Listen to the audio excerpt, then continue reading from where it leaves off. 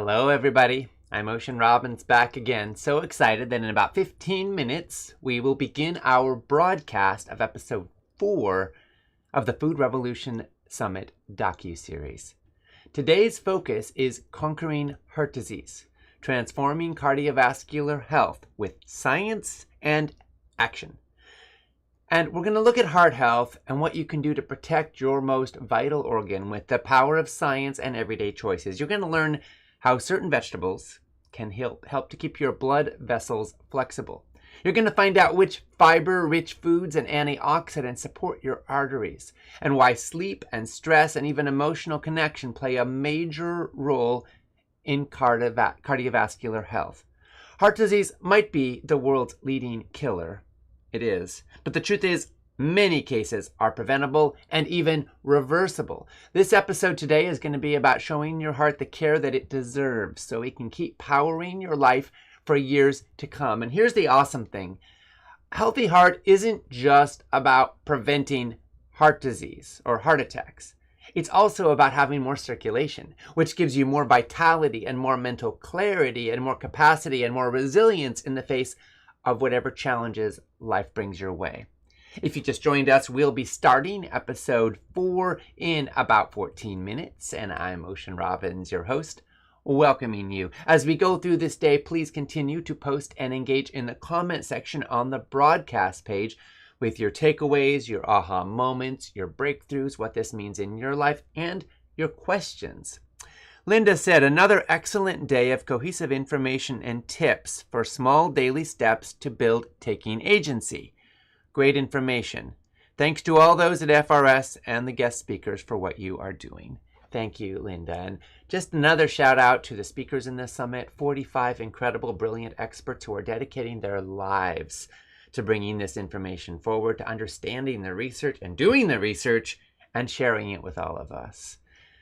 Polly said, hello. As a lifelong gardener, I was thrilled in yesterday's episode to hear about the benefits of gardening on gut health. I always believe that being in the garden helps soothe the mind and lift the spirit. Now, I know that it has real-life benefits to gut health that go beyond enjoying those tasty stems. This year, I'm trying to add variety to my food by growing vegetables that I haven't grown before, such as rutabaga and eggplant. This episode was so good, and I can't wait to hear what's in store. Thanks again for providing such great content. Polly, thank you for being here, and congratulations on being a gardener.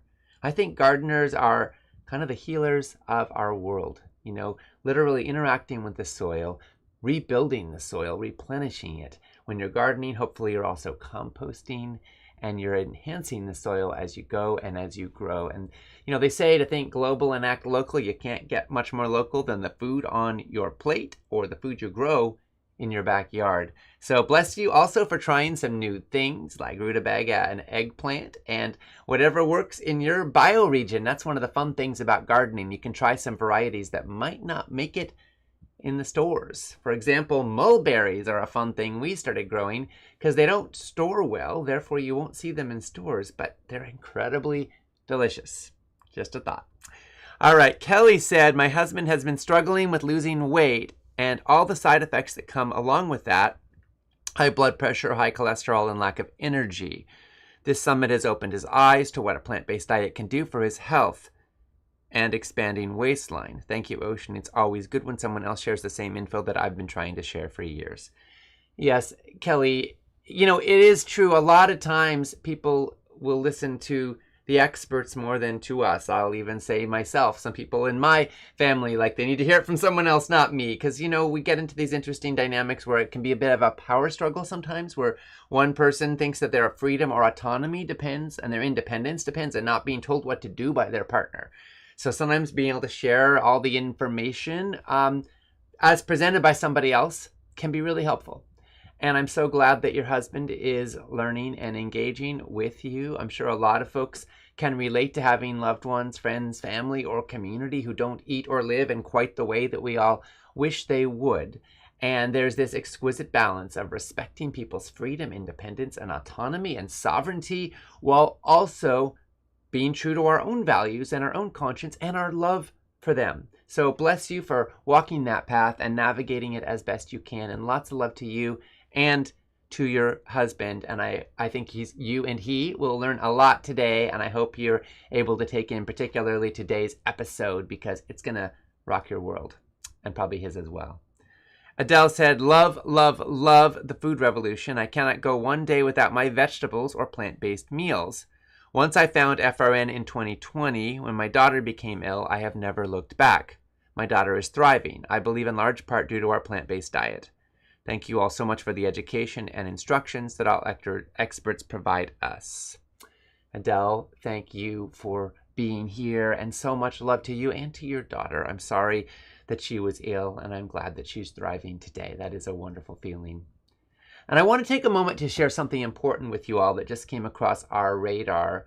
Some fascinating and concerning new research came out and was published just in the last couple days about sucralose, the artificial sweetener, better known by the brand name Splenda, that's about 600 times sweeter than sugar. Now, a lot of people use sucralose and other non-caloric sweeteners thinking they're going to help with weight loss, or that they're a safer option than added sugars. But a new study out of the Diabetes and Obesity Research Institute at the University of Southern California is raising some red flags, especially when it comes to how sucralose affects our brains and our hunger cues. In the study, researchers used MRI scans to track how the brain, specifically the hypothalamus, which plays a key role in regulating hunger, responds to sucralose and table sugar and pure water. Here's what they found. Sucralose increased blood flow to the hypothalamus more than either sugar or water. And that increased blood flow, well, it suggests that sucralose might actually stimulate hunger signals in the brain, not suppress them. In other words, the very thing people are eating to help them eat less and lose weight might actually be triggering the brain to want more food. The study also showed that the effect was strongest in people at healthy weights and in women who seemed to have a more pronounced response to food cues overall. And when people rated how hungry they felt, they reported feeling hungrier after consuming sucralose than after drinking a sugary beverage. Why might this be happening? Well, one theory is that sucralose gives us that sweet taste, but without the calories or nutrients the body expects. So the brain gets confused, and the result is heightened appetite and cravings. And this is not the only concern with artificial sweeteners. Previous research has raised questions about their impact on the gut microbiome, on glucose tolerance, and even on metabolic health. So what does this mean for us? It doesn't mean you have to go back to sugar. It does mean we should be cautious when we see zero-calorie sweeteners marketed as some kind of a free pass. Your body is wise, and when we feed it whole, real plant-based foods, it responds in kind. If you're looking for sweeteners, some people find small amounts of whole food options like dates or date powder, fruit purees, or even a drizzle of maple syrup are gentler choices. The key is to use sweetness wisely and in moderation, and in a way that honors both taste and long-term well-being. Thank you for staying curious and being part of this journey toward truth and clarity and better choices for all of us. We keep learning more, and it keeps coming back to learning the power of eating real food more than chemicals or processed junks. If you just joined us, I'm Ocean Robbins, sharing a few welcoming words, and we will be starting episode 4 in the Food Revolution Summit with a focus on cardiovascular health in about 6 minutes. And I am welcoming you to day 4 in this summit.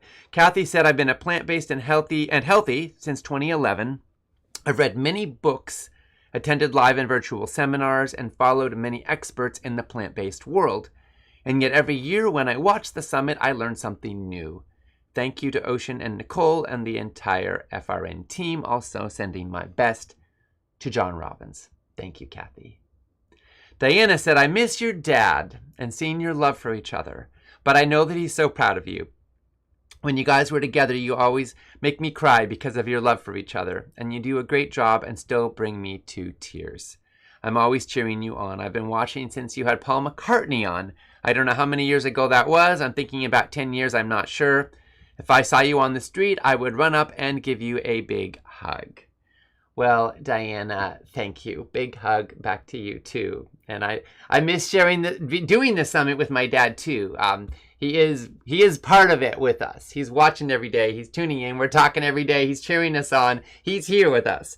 But Nicole and I are hosting, and with all love, thank you for holding us and all of your hugs. And yes, Paul McCartney, good memory. Paul McCartney was one of our speakers in the summit back in like 2014. So yeah, it's been about 11 years. Thank you for that memory. What a joy it was to have Sir Paul with us. He sends his love too.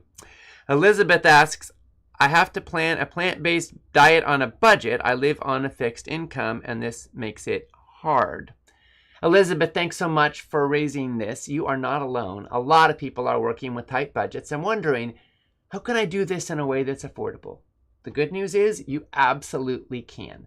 Now, thankfully, the pillars of lifestyle medicine are all affordable and most of them are free. You can stress less, you can love more, and you can move more without spending a dime. You can also eat better pretty affordably. Let's talk about how. So, plant-based eating doesn't have to mean fancy superfoods or extensive store-bought meals. In fact, some of the most budget-friendly foods on the planet are also some of the most nourishing, like dried beans and lentils, for example. They are packed with protein and fiber and minerals. You can buy them in bulk for just pennies per serving, and you can cook up a big batch and even freeze portions if you want to save time later.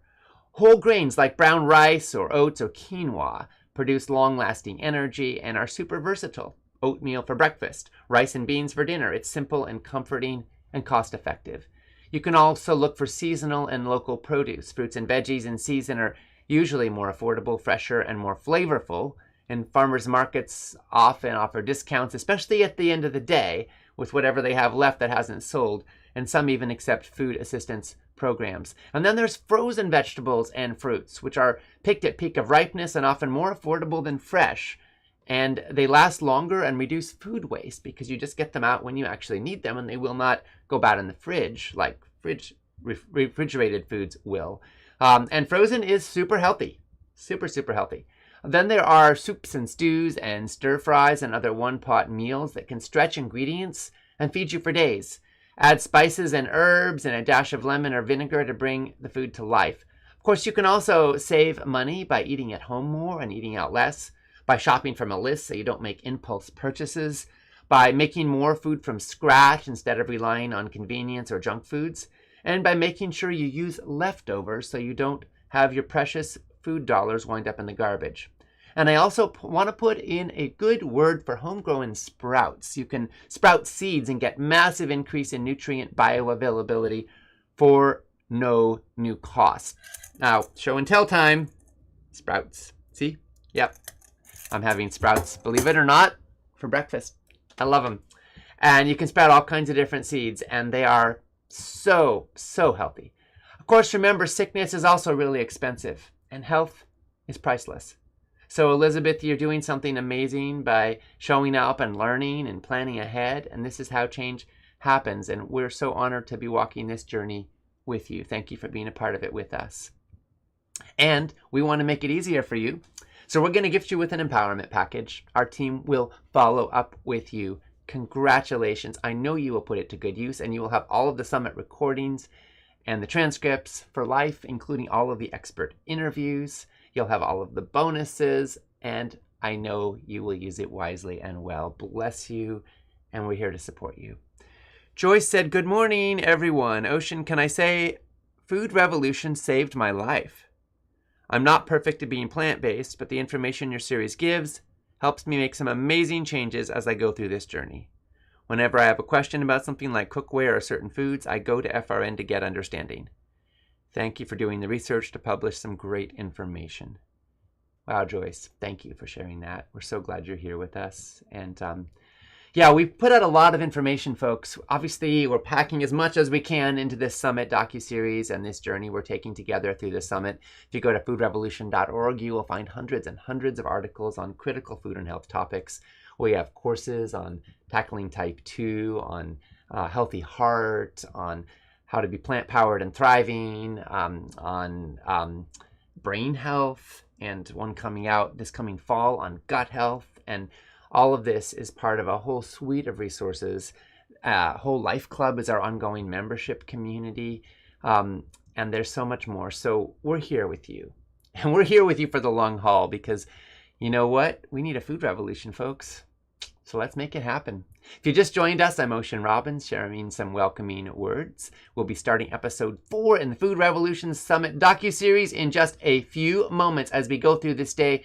Please continue posting and engaging in the comments section on the broadcast page. Make sure you refresh the comments using the button provided there so you can see the most recent ones that have been submitted. Now it's time for episode 4, and I'll be back with you on the other end. Here we go.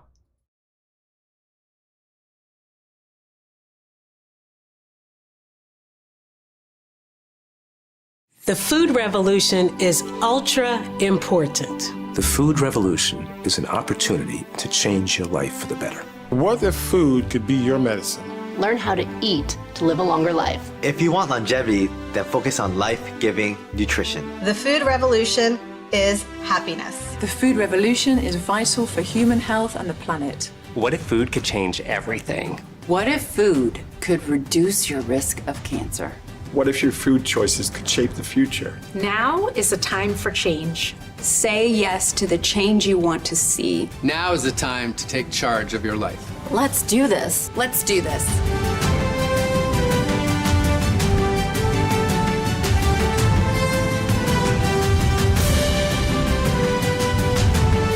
It's time for a food revolution.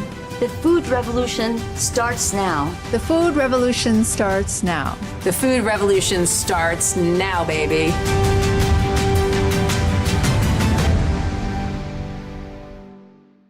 Cardiovascular disease is the leading cause of human death on planet Earth. It takes 18 million lives every year, more than cancer, diabetes, and respiratory diseases combined. Behind every one of these numbers, families are changed forever. Spouses and parents and kids and friends and loved ones are lost, and a lot of hearts are hurting. Most people think that heart disease is inevitable with aging or genetics, but it's not. Up to 80% of cases are preventable and even reversible through diet, lifestyle, and early intervention. That's what makes this conversation so important. Heart disease isn't just the leading cause of death, it's also one of the most preventable and even reversible conditions when you know what to do.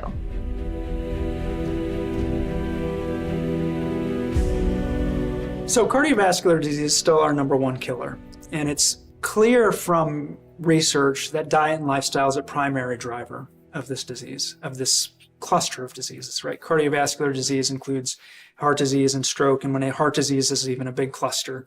Most of the time, what we're talking about is atherosclerosis or atherosclerotic cardiovascular disease. That's blockages. It's a blood vessel problem of inflammation and blockages that grow in blood vessels, cause problems in the heart and the brain and so forth. It's the number one killer. And we have people in our 40s and 50s dying from this stuff. And we know from, perhaps most valuably from the intervention studies, intervention research, that diet and lifestyle is potentially can possibly even treat it or reverse it. If you look at populations around the world that have consumed more traditional diets, more plant-based, starch-based diets, they have no premature heart disease, or essentially no premature heart disease, really heart attacks at all. There's Papua New Guinea Highlanders. There is a study that they did not that long ago in South America where they found a tribe that was still living a native lifestyle with very little contact with the outside world. And they put these people, these adults, in a CT scanner to see how much blockage they had in their heart. And it was rare that there was blockages in their heart. And they really had no signs of heart attacks or chest pains, angina, the signs of heart disease. That's totally different from the Western experience. It's remarkable to consider how people in some parts of the world, with diets and lifestyles vastly different from those in Western countries, experience little or even no heart disease. It's also intriguing that within the United States, there are huge variations in heart disease rates within major population groups.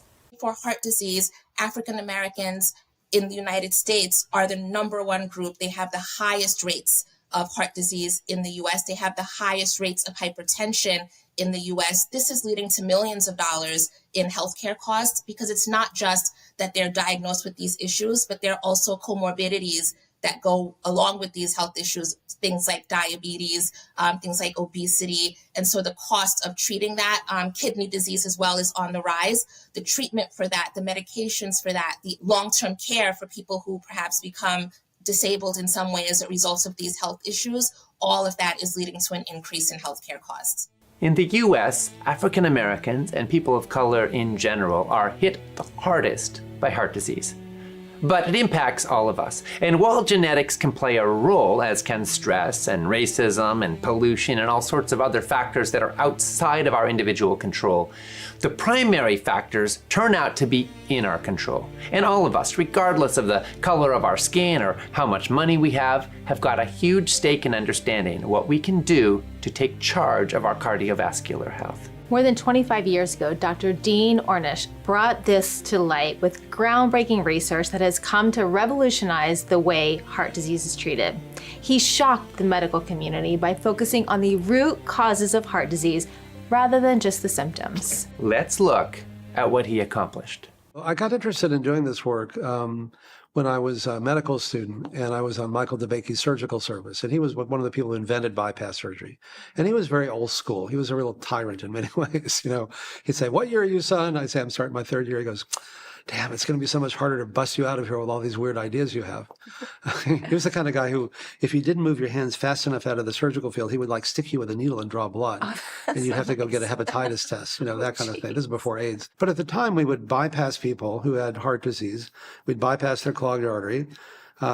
They'd go home, he'd tell them they were cured, and more often than not, they would do all the things that had caused the problem in the first place. We were literally bypassing the problem rather than treating the cause. And they would, smoke cigarettes and eat junk food and not manage stress, not exercise, and all too often the new bypasses would clog up. It'd be like changing the oil filter in your car without changing the oil. It's going to clog up again. And so I wondered, what would happen? I said, there's got to be a better way. And so I went to these things that they used to have called libraries, and they had these things called journals that you could actually, for a dime, you could make copies of if the pages weren't ripped out of them. And I learned that in dogs and cats and pigs and rabbits and monkeys, you could cause them to get heart disease if you put them on a typical American diet or made them smoke or didn't let them exercise or stress them out. And you could reverse it if you change those things. I said, why should people be any different? And people just said, well, they just are. I was a second-year medical student at the time, or I started a third-year medical student. I hadn't been fully indoctrinated yet. So I thought, let's find out. And one of the nice things about going to medical school in Texas is that Texas has this kind of pioneering ethos. You got a weird idea, go for it. We'll support it. You'll learn something even if it doesn't work. So the chief of medicine donated the testing and referred patients to us. And I went to every hotel in the Houston area. And the last one I went to donated 10 of its rooms to us for a month. And so I put 10 men and women in a hotel for a month and did everything except cook the food and learned a tremendous amount. After a month, 8 of the 10 showed improvement. Not only did their chest pain go away, but their blood flow to their heart improved using a new test called a thallium scan at the time. And nobody believed it. They said, this is impossible. I said, well, look, you did the tests. These are the same tests that we use on patients every day. Why are they so no longer working? They said the tests must be wrong. I said, why are they no longer working? Well, they just must be, or you didn't have a randomized control group. How do you know they wouldn't have gotten better anyway? I said, well, technically that's true, but how often do you see patients getting better anyway like this? Well, that's beside the point. So it was my first learning that when you're doing something that's really disruptive, it's not always met with acceptance, but it got me interested. In 1998, Dean Ornish published the first study that showed that treatment intervention, not of drugs and stents and such, with a whole food plant-based diet, mindful meditation, and exercise, showed that 8% reduction over 5 years in blockage. But in the control group, who just led their lives, 30% increase. But more astounding than that, there was a 60% decrease in cardiovascular event rates in the treatment group, which is profound. When we first started publishing our studies in all the leading peer-reviewed journals in the Lancet and JAMA, the Journal of the AMA, and so on, I thought that'll change medical practice. Now, to some degree it did, but not nearly as much as I had hoped. I had no idea it would take 16 years to do that, but my persistence is probably my best and my worst quality. But we did. And it's not even like in year 14 or 15, you think, I've just got another year or two to go. It's like, is this ever going to happen? But But it did. And we had the support of Bill Clinton when he was president and Newt Gingrich when he was Speaker of the House. We had Charlie Rangel, a very liberal Democratic member of the House, and Dan Burton, a very arch-conservative Republican. You know, they all kind of came together. In fact, we did lifestyle seminars in Congress co-sponsored with Dan Burton and Charlie Rangel. You know, that wouldn't happen today. Things are so much more polarized. But it really brought people together, which itself is healing. Didn't you work with Bill Clinton? I'm still working with Bill Clinton since '93 when, right after he became president, I was introduced to Hillary Clinton. We met for an hour in the White House, and at the end she said, "Would you train the chefs who cook for us?" And I said, "What'd you say?" And she replied, and I said, "Sure." So we trained the White House chefs, the Camp David, the Air Force One chefs. Did you make him a vegan? Well, he first was eating more of just a generally healthier diet, and I became one of his consulting physicians back then. And then about 9 years ago, when his bypasses clogged up, one of his cardiologists held a press conference and said, "Oh, it was all in his diet and all in his genes, and his diet and lifestyle had nothing to do with it." And having been working with him for many years, I knew it had everything to do with it. So I sent him a note and said, "Look, the friends that I value the most are the ones who tell me what I need to hear and not what I want to hear. And you need to know that, not to blame, but to empower you." And so we met a few days later, and he's been essentially eating a vegan diet since then, and he's doing great. When Dr. Dean Ornish demonstrated that heart disease could not only be prevented, but actually be reversed through lifestyle changes, it was a monumental breakthrough. In time, his program became the first lifestyle intervention to be approved for reimbursement by Medicare and the major insurance companies. And it had a ripple effect, inspiring a wave of research into how lifestyle can impact cardiovascular health. One of the leaders of this research was Dr. Caldwell Esselstyn. The reason I'm so passionate about medicine today is that we are on the cusp of a seismic revolution. Now, what will really finally tip this over? Because how can the data that are out there be resisted much longer? I mean, how can anybody who begins to get a little discomfort in their chest say, "Gee, I'd like to go and get sawed in half"? Wait a minute. All you have to do is take this pile of delicious food that's destroying you, and let's put it over here and forget it. And we'll bring on this other pile of delicious food that will enhance your health. And there's no added expense because you got to eat. There's no downside or side effects, right?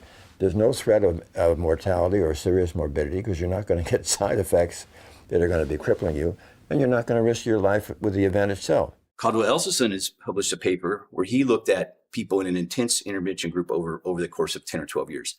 In that group, this was a no oil, whole food, plant-based diet, physical activity, et cetera. In that group, about 10% were non-compliant. So they compared the compliant group to the non-compliant group.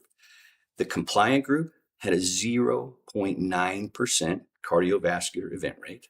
The group that dropped out and went back to a standard kind of Western diet, a 60% cardiovascular event rate over that same time frame. Mm-hmm. So what's interesting about that is if you look at data, say from like the Leon Heart study, looks at the Mediterranean diet, you'll see a reduction of about 30%.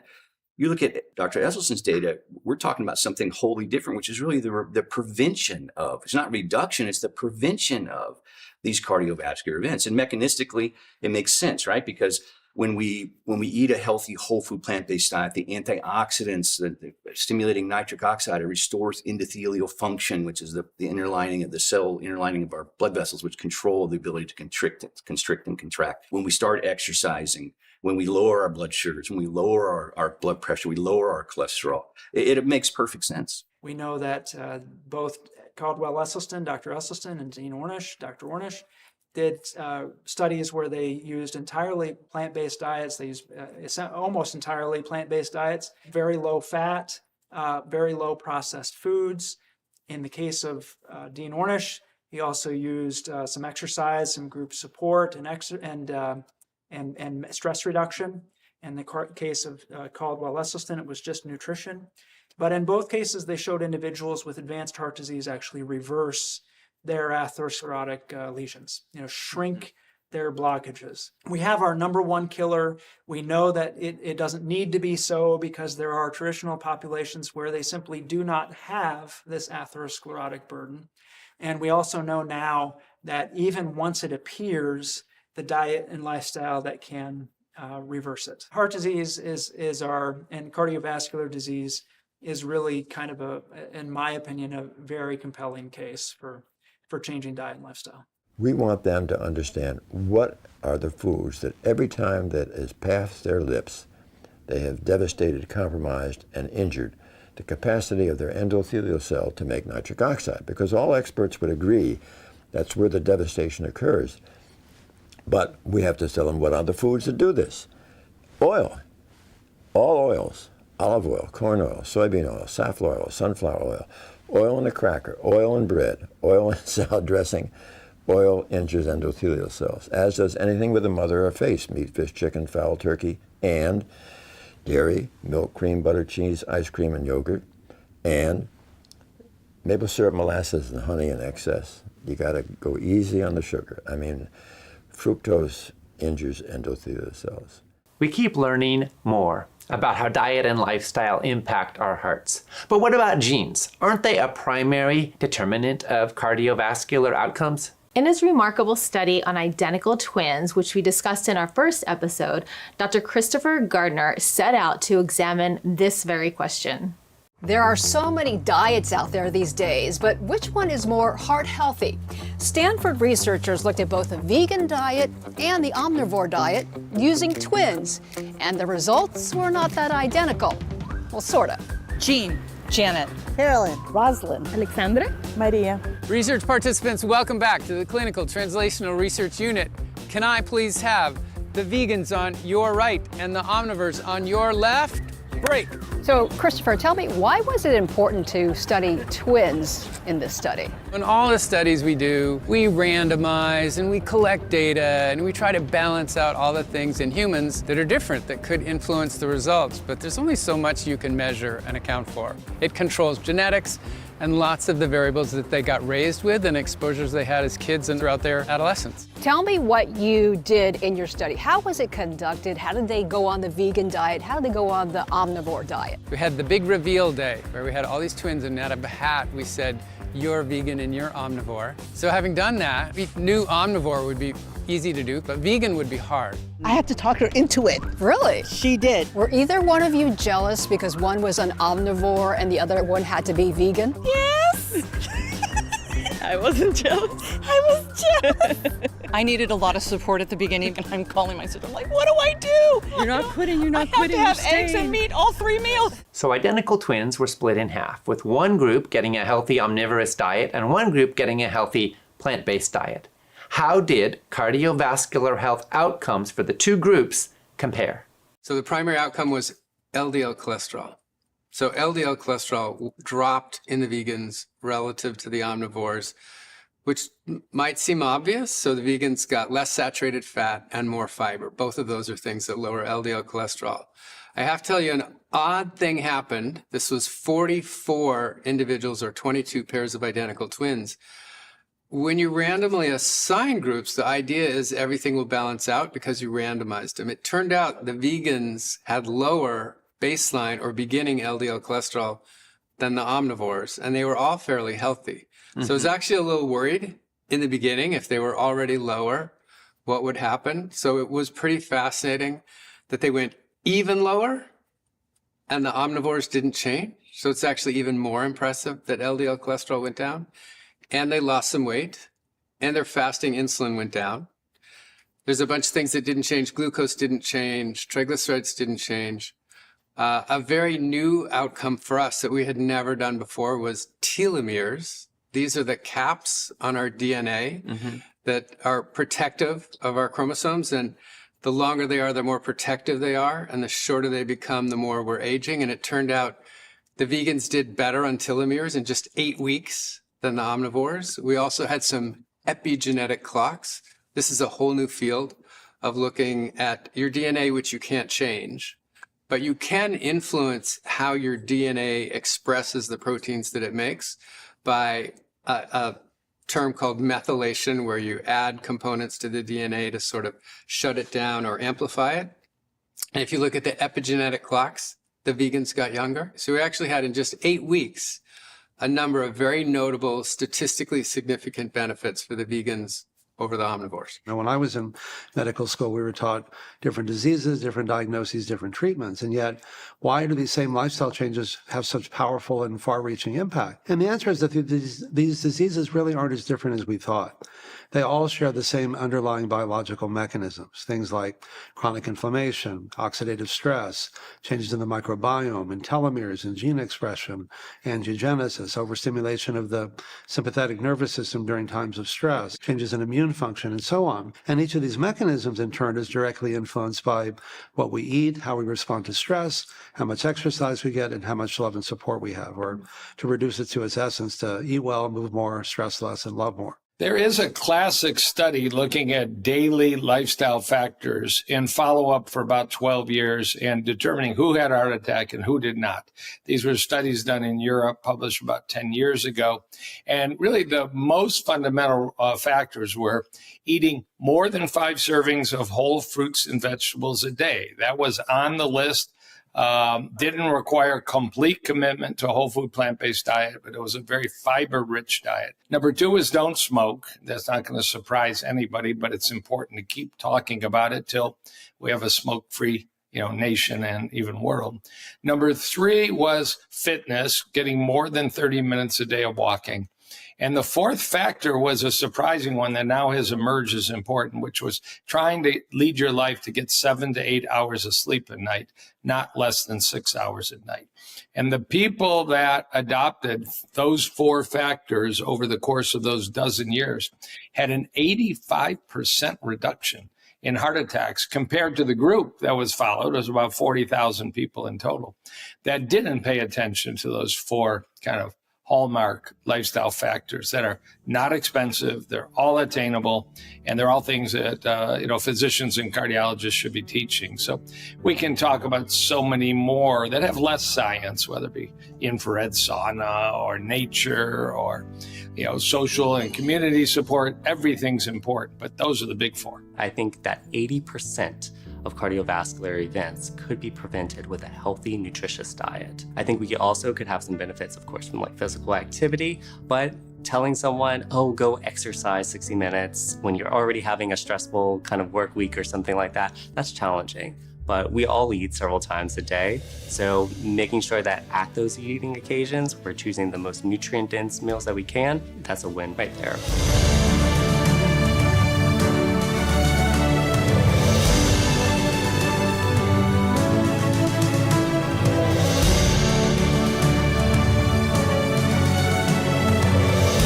We often hear about the 5-a-day guideline for eating fruits and vegetables to support optimal health. Nicole, is this still the standard recommendation?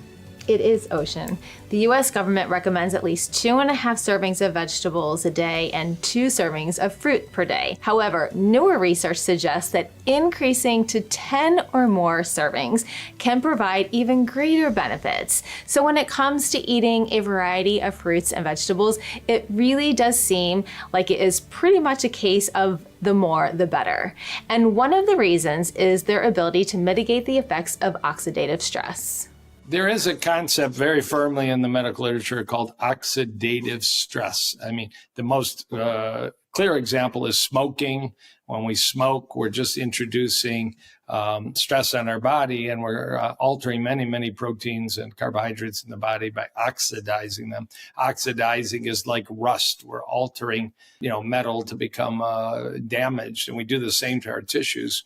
Air pollution is a big oxidative stress, and air pollution now is rising as a terrible contributor to poor health around the world. And a recent paper said that air pollution is a significant contributor to heart attacks. Why did Uncle Joe have a heart attack? Well, maybe he lived in a community that was relatively close to some factories and air quality, terrible stuff. So antioxidants are the solution to the fact that we all have some oxidative stress. Antioxidants are typically found in fruits and vegetables. They're going to be cleaning up those oxidative stress in your body. So every time we are moving, all our cells are proliferating and different enzymes are moving through the body. It's all creating this oxidative stress that then our body has a natural response to clean up most of that. But when we keep we're eating poorly, we're not sleeping great, we have stress, we have this buildup of oxidative stress. But we can actually eat foods that clean that oxidative stress up. They produce antioxidants, which they're kind of, you could say, handing out these electrons to kind of clean up this stress in your body. Those foods are going to be the very bright, colorful foods, right? We can, look to the rainbow. We have the berries, we have lycopene in tomatoes, we have chlorophyll in all the green vegetables. There's zinc and lutein in those yellow vegetables. So really, if you're eating the rainbow, you're going to be getting a lot of antioxidants that are going to be helpful for your body in really not only cardiovascular, but all different aspects of your body. Antioxidants are a component of all these wonderful colored fruits and vegetables. The fact that, the fancy word is phytonutrients, but there are things in plants, fruits and vegetables, legumes, nuts and seeds that are found nowhere else in our food chain that are natural antioxidants. Of course, we think about vitamin C coming from green leafies and citrus. We think about beta carotene coming from carotenoid-rich foods like a squash or a pumpkin or orange pepper. And it's really the colors, all these bright colors in foods, in berries. Throw an unusual one out there. Indian gooseberry, also known as amla, is one of the highest antioxidant foods on the planet. So we don't have to go to powders. We don't have to go to capsules. We just have to go to the market and fill our cart with predominantly brightly colored fresh fruits and vegetables. We'll get a rich intake of antioxidants. It's pretty clear that antioxidants are really, really good for us. And ideally, they're part of an overall dietary pattern that promotes cardiovascular health. Based on the research, what dietary pattern seems to be best? From my research and from what I've seen in terms of people reversing unhealthy conditions that they have or poor health conditions that they have, a whole foods, plant-based diet is the way to go. I know that oftentimes people say eat in moderation and eat everything that you want in moderation. I have not seen that work. When I have seen people fully pull back from the processed foods, eliminate or greatly reduce the intake of meat, dairy, refined sugars, they improve their health without a shadow of a doubt. I have never seen a person who has not been able to make improvements, especially as it relates to cardiovascular health, by adopting a whole food plant-based lifestyle, whole food plant-based diet. Anytime that we have a plate that's full of fresh fruits and vegetables, and if fresh isn't available, canned and frozen can also do a great job there. Whenever we're consuming 100% whole grains as part of our meals, and then really minimizing any kind of added sugars, added salt, and then really making sure that the fats that are on our plate or our heart-healthy fats, or mono and poly unsaturated fats. We want to make sure that we either limit or completely exclude those animal products because those are going to oftentimes be high in our saturated fat, key driver of cardiovascular disease. So I always say greens are number one, right? So when we look at greens, we're talking about dark green leafy vegetables. It's going to give us our dietary nitrates that help lower our blood pressure, that help give us fiber, that help transform the bowel acids to lower the cholesterol inside of our system. That's powerful. The beans, it's giving us the magnesium from legumes and the zinc that help us fight infection too as well. That all these things are important. Our berries are so powerful. They're powerhouses. Some of them give us quercetin. They are going to give us all of the phytonutrients that we need in order to kind of fight not only infection, improve our memory, improve our heart health, lower our blood pressure as well. Our seeds are important. But here's the thing that people don't talk about as much. Onions and garlic, our allium family. I love those, right? They lower our blood pressure, our cholesterol, but they also decrease the stickiness of platelets, which means that they act somewhat like an aspirin therapy. In addition to all the antioxidants, vitamins, and minerals found in heart-healthy plant foods, there's another key compound that most people don't know much about, and it turns out to have a massive effect on your cardiovascular health. Nitrates are just a fascinating topic, and it probably starts with the awarding of the Nobel Prize in Medicine in 1998 to three researchers who described a molecule, a little gas molecule that exists in our blood for seconds and then disappears. So it's nitric oxide that we're celebrating for heart health. And if you have a lot of nitric oxide, you have healthy blood vessels, you have a healthy blood pressure, you have a good lung and good brain capacity, and you will have better sexual function because it's involved in dilating blood vessels, nitric oxide, and providing ample blood flow. So when you exercise, you need lots of nitric oxide. And there's two places that nitric oxide comes from. One is healthy blood vessels make a lot of nitric oxide. So they make nitric oxide and they actually go right back and feed themselves because it causes the blood vessel to stay healthy. And there are some substrates called arginine and citrulline. Go eat some watermelon. Eat some pine nuts. These are rich in arginine. Pistachios, rich in arginine. But the second way we get nitric oxide is through an oral pathway described after the Nobel Prize in Medicine.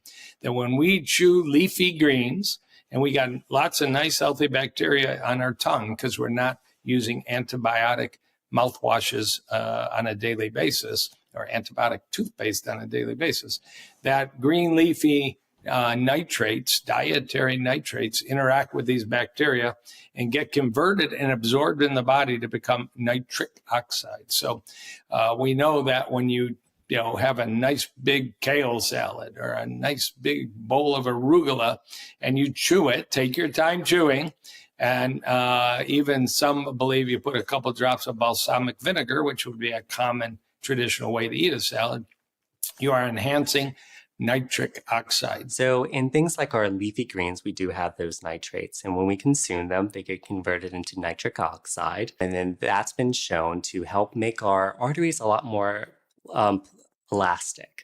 So they're more flexible. And that allows blood to pass through so much easier through them.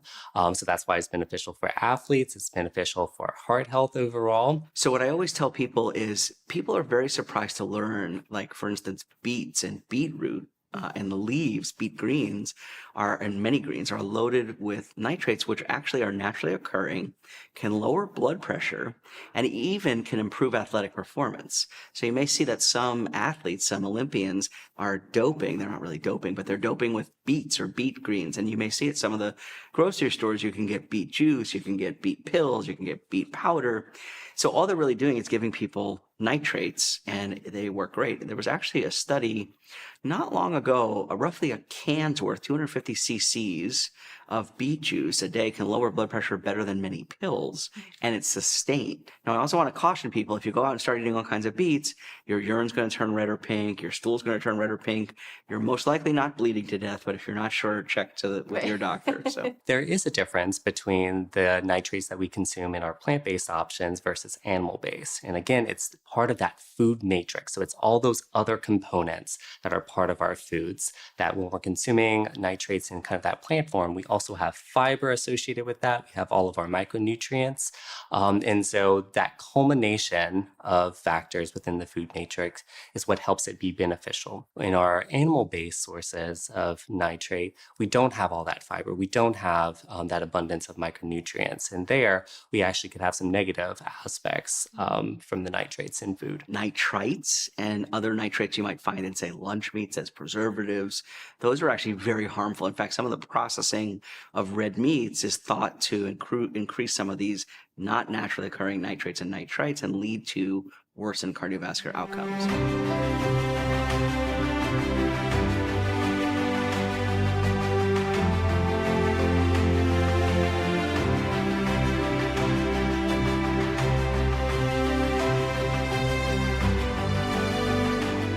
Many of us think of food as if it's a collection of macronutrients, which are protein and fat and carbohydrates, along with micronutrients like vitamins and minerals and antioxidants. But the truth is, food is more than the sum of all of its different parts. Healthy food can actually harmonize your body's systems, enhancing not just your heart, but your overall well-being. And every component works together synergistically.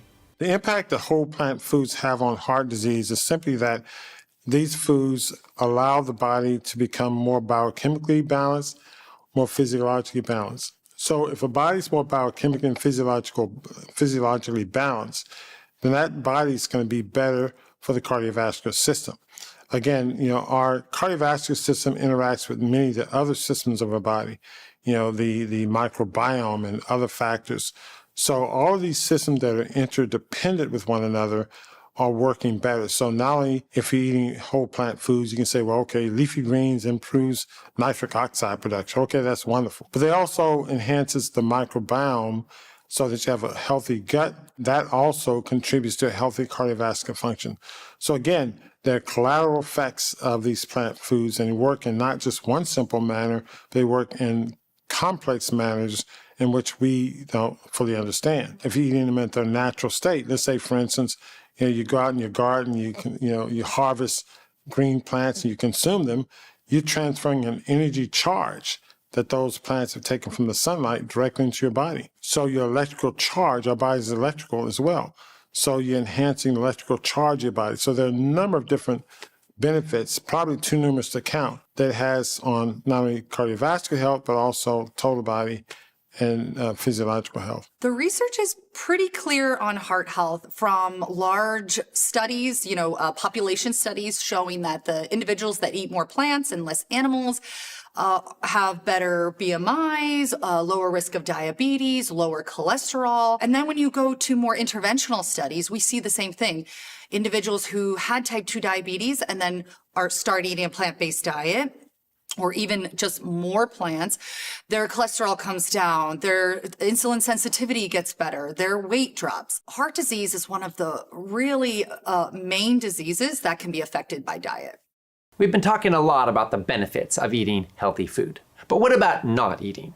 Fasting has been getting a lot of buzz lately, with research suggesting it may offer benefits for managing weight, supporting heart health, and reducing inflammation.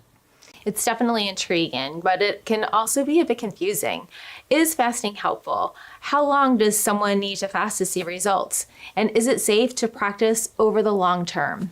Fasting is defined as the complete abstinence of all substances except water in an environment of rest. And the rest is actually an important part of fasting, because if you're very active when you're doing water-only fasting, you force the body to mobilize more protein, lean tissue reserves, through a process called gluconeogenesis. There's a lot of mechanisms that have been identified that appear to be beneficial in fasting. I mean, one obvious one is weight loss. People lose a pound a day, and we know that they're actually preferentially mobilizing fat, and specifically visceral fat, during that process, so that by the time they recover from the fast, the weight they regain is water, fiber, glycogen, and protein, but not fat. The fat loss continues.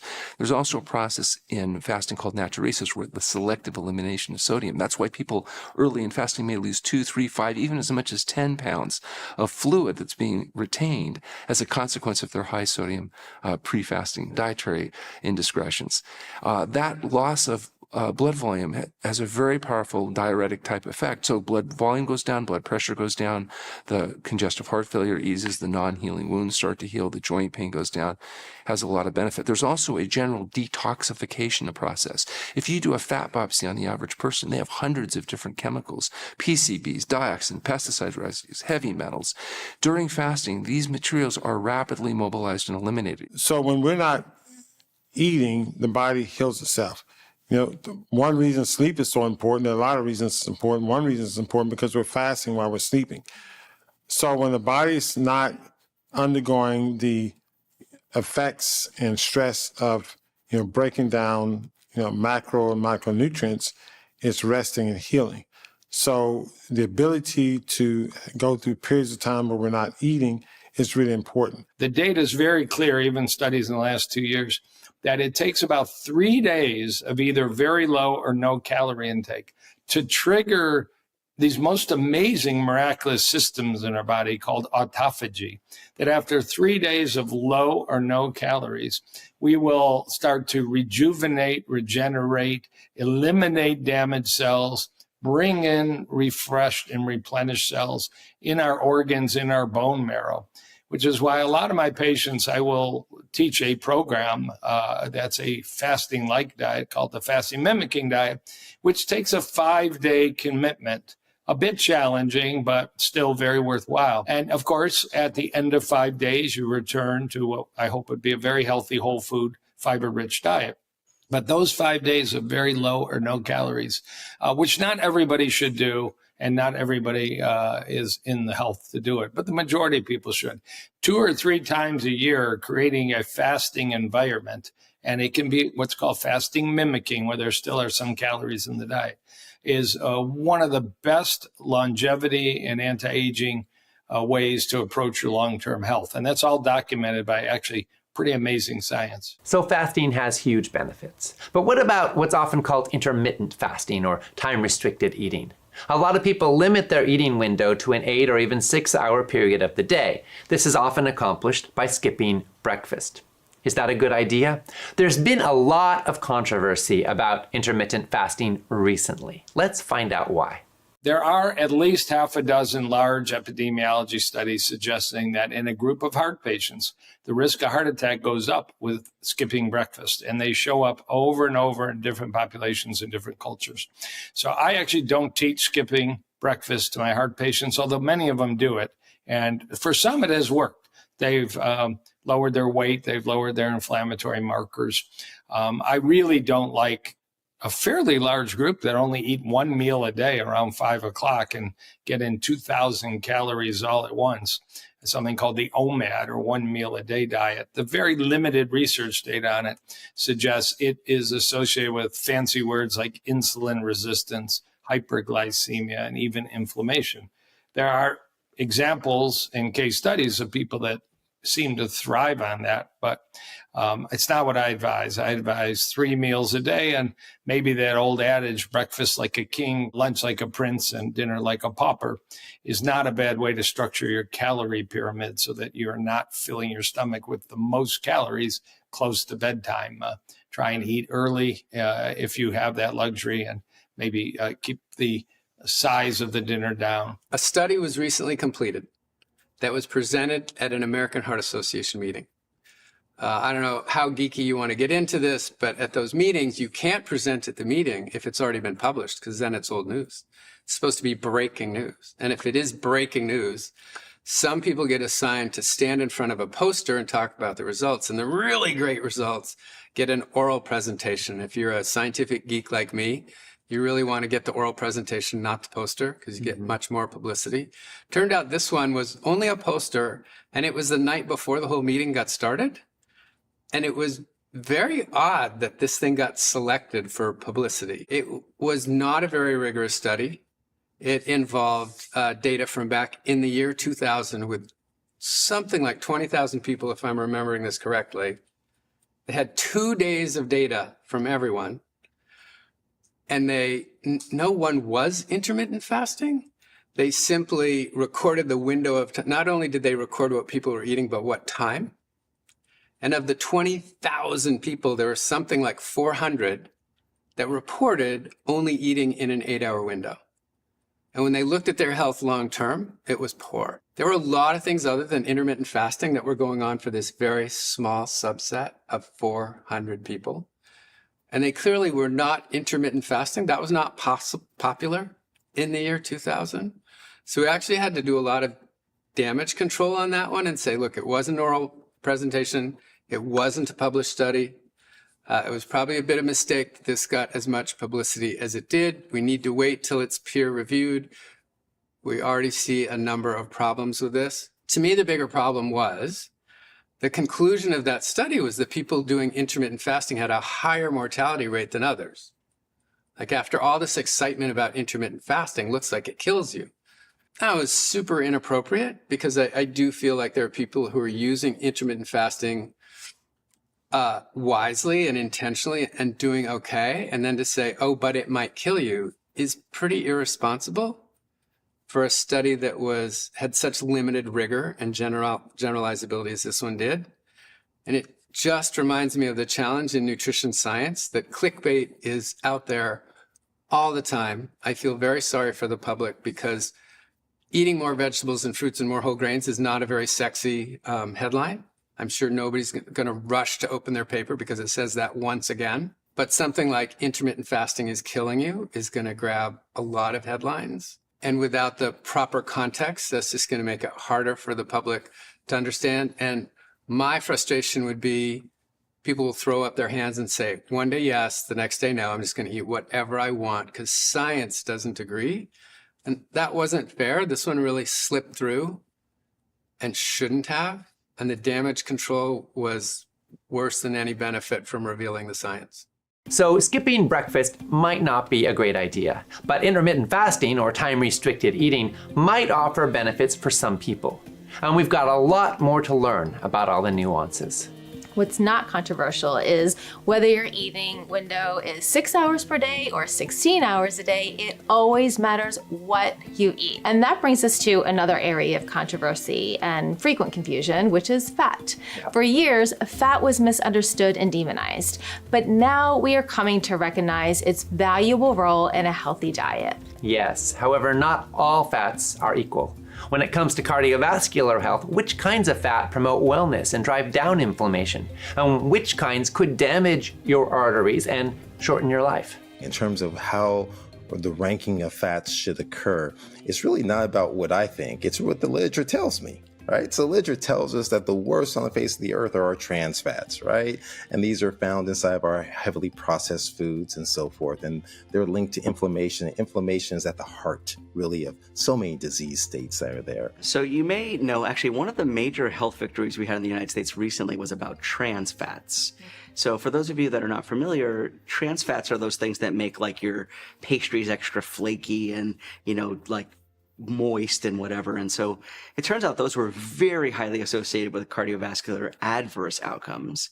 And so they've been banned, although you'll find that they're still in some foods in very small quantities below the legally reported limit. Some of the dairy, non-dairy creamers and that kind of stuff still have them in them, believe it or not. I think next up, we kind of look at saturated fats. And so these things, it's hard to wrap our brains around what exactly this means. But when you say saturated fat, if any of you have lived inside communities where you've been slightly less healthy and you've deep fried foods and you pour that oil off and you leave it on the side of the stove, the next morning, if it's a little bit chilly outside, it turns solid. You see a solid coating of it. You think of the solid fats. That's your saturated fats that are there. And these are the things that are most often found in animal products, not completely, but most often found in animal products. You know, out of, you know, a meal that's full of eggs, cheese, steak, you know, it's going to be full with that saturated fat. So that's going to be one of the main drivers of cardiovascular disease in the US. I think next when we look up, you know, we're going into monounsaturated versus polyunsaturated fats and looking at those. And I think ultimately where I tend to move my patients to is that we know that the more whole the food is that contains the fat, the better off it is. You want to stay less processed. And everything's processed. If I cut and slice an avocado, I cut and slice an olive, I'm processing it. But if I take out all the fiber, all the nutrients that are there, and I drain it down to the oil, that's different, right? Now I've ultra processed that. And now, like anything else, there's going to be good and bad, and it becomes relative. And so when you compare that to eating the whole food, that's where the difference lies, is that we want to try and ingest our fats in the whole food form. Chia seeds, our flax seeds, our olives, our olive oils, as opposed to the ultra processed forms of those. Now, that doesn't mean you have to get rid of all fats. And as you probably know, in the plant-based world, there's a little bit of a controversy about how much fat, any fat, no fat, some nuts, no nuts, some seeds, no seeds. And I think the answer to the question is probably to eat them in small quantities and not heavy duty. And so figuring out a way to have a small quantity is probably healthful, unless you have very advanced disease, and there's some evidence suggesting that it can cause endothelial, those are the cells that line the blood vessels, damage if we have lots of fat. As we dive deeper into the conversation about fats, one source often heralded as a staple of heart-healthy eating deserves a closer look: olive oil. Long celebrated in the Mediterranean diet for its cardiovascular benefits, olive oil is rich in monounsaturated fats and antioxidants that can support heart health. But not everyone in the medical community agrees it's the miracle ingredient it's often made out to be. In fact, Dr. Monica Agrawal's recent research findings have sparked a lively debate. Monica Agarwal's study was a phenomenal study that was recently published. We published a study in the Journal of American Heart Association. It's called The Recipe for Heart Health. One thing that I think has been very clear over the last decade is that plant-forward eating is very good and optimal for cardiovascular health. I don't think anybody really should dispute that anymore.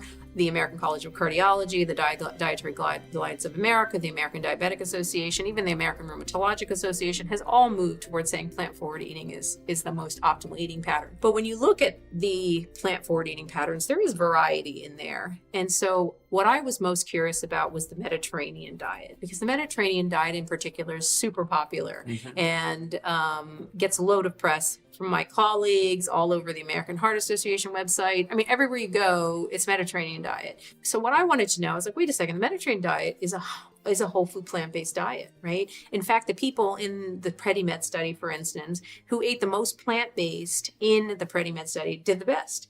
So if you look at the foundation of a Mediterranean diet, it's plants. And then on top of that, there's a little bit of fish, lean meats, a little bit of dairy, and then an abundance of extra virgin olive oil. There's so many studies that show if you move from a Western diet to a Mediterranean diet, you make people better. But I wanted to understand, is there even one better? Or is there a component in particular of the Mediterranean diet that made it better or worse? So I decided to create a study where I looked at patients and I took one component that I was most interested in, which is extra virgin olive oil, because there's so much hype about EVU, like, oh, EVU this, I put EVU, my patients tell me I put EVU on my food just because I should, it's good for my health. So I wanted to answer the question, is EVU good for your health? That's not an easy question to answer. So what I decided to do, and I designed the study, is I took 40 patients that were on a Western diet, or at least a non-plant-based or Mediterranean diet. But then what we did was we put half of them on a high olive oil diet, which is actually about 4 tablespoons of olive oil per day, which is like sort of more standard Mediterranean. And then we put the other group on a less than a teaspoon per day. And then we kept them on that diet for 4 weeks. And then we used everybody as their own control and we reversed it. So then the people were eating a low olive oil diet moved to the high, and the people on the high moved to the low. We didn't tell them what to eat, but we had a cooking class through the whole program every week, which was fabulous, by the way, where we taught people how to eat, how to use their foods, all 100% whole food. We asked them not to start a new exercise program if they didn't exercise. We tried to keep everything as much as we could. We tried to keep kind of stable, except for that olive oil component. Going through this process was amazing. We learned so much. What we found which was pretty exciting, is that when you move from a standard American diet or a standard Western diet to 100% whole food plant-based diet, I should step back and say our primary outcome was LDL reduction. And LDL, as you know, is what we call the bad cholesterol, and it's directly linked to atherogenesis or plaque formation. And we know from the cholesterol trialist study that for every 39-point drop in LDL, you get a 22% reduction or decreased risk of mortality. You live longer. So we use that kind of as a surrogate endpoint for outcome. And what we were able to show was both in anybody, despite the olive oil intake, if you just ate plant-based, you're going to do better. There was a significant reduction in LDL. But what was most interesting was the people who ate the high olive oil diet had about a 15-point drop in LDL, but the people who ate the low olive oil diet had a 25-point drop in their LDL. And when they crossed over from low to high olive oil, that LDL reduction was blunted. And then people who were on the high olive oil diet and moved to low, their reduction was enhanced. So the bottom line takeaway from Dr. Agarwal's study seems to be that eating a whole foods plant-based diet is beneficial for just about everybody. And if you're eating a heart-healthy diet, it doesn't look like intentionally adding a 1/4 cup per day of olive oil to your menu is going to be beneficial. Now that doesn't mean you shouldn't eat any olive oil. When it comes to ranking all of the bottled oils, olive oil is one of the healthiest, but you might want to think of it more as a way to enhance your culinary life as opposed to something to guzzle down for its health benefits. It seems that it's usually best to get most of your fat from whole foods and not from bottled oils. Now, another kind of fat that's gotten a lot of attention recently is omega-3 fatty acids. Are they important to your cardiovascular health? So omega-3 fatty acids, they are essential. Our body does not make them, so we have to consume them. And we typically, in the American diet, there's omega-6s and omega-3s, and we run very high in kind of the sugar foods and even meat foods are very high in omega-6s. But omega-3s actually are in a lot of plant foods, and they are very good for our body. They're good for brain health, skin health, cardiovascular health. So you do want to make sure that you're getting some omega-3s in your diet. In my clinic in Detroit, where I measure pretty extensive blood work on everybody, the number one email I send to patients, by far, by 10 to 1, is Joe or Jane, your lab work came back, you're extremely low in omega-3. This isn't only my patients that are eating a whole food plant-based diet, it's also patients eating other versions of diet that haven't yet gotten the vision that I try and share with them. And, for your optimal brain health, optimal cholesterol, optimal eye health, optimal metabolism, let's get 2 tablespoons a day of ground flaxseed in there. Let's get some walnuts in there. Let's emphasize even more leafy greens. And maybe if we need to supplement with an algal-based omega-3 supplement. So a fiber-rich, whole food, plant-based diet that's focused on adequate vitamin D. You might get it through mushrooms. Mushrooms are a superfood based on some longevity research and immune research, but they do provide vitamin D. But again, may just have to supplement if you're very low and take some daily. There's many good vegan versions of omega-3 and vegan versions of vitamin D. Now, what isn't completely known is for most people, if that commitment to a fiber-rich whole food plant-based diet is 90% or 100%, how much longevity and protection does that add? I choose the 100% version, but I'll work with people that are, committed and, a couple pieces of salmon a week remains in their diet. We'll talk about pesticides and mercury and DDT and might even test for some of that because it's a real factor. And it's a real factor for heart disease. Mercury in the blood, mercury in the body is a heart disease risk factor. But at any rate, somewhere way in that corner, obviously not the carnivore, obviously not the high-fat ketogenic diet. I want to highlight something that Dr. Khan just told us. He said that the number one email he sends to his patients after they get their blood testing results back is that they're low in omega-3 fatty acids. This is hugely significant because they can reduce inflammation, lower triglycerides, and improve arterial function. Dr. Khan often encourages his patients to eat a couple tablespoons per day of ground flax or chia seeds, which can be sprinkled on food.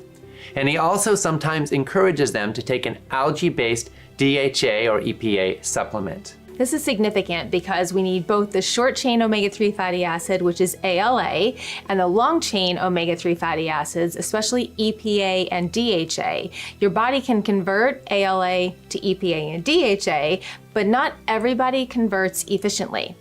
ALA is found mainly in flax seeds, chia seeds, and walnuts, and EPA and DHA are found in algae and in the fish that eat the algae. So some people get plenty of EPA and DHA from the ALA in their diet, but many don't.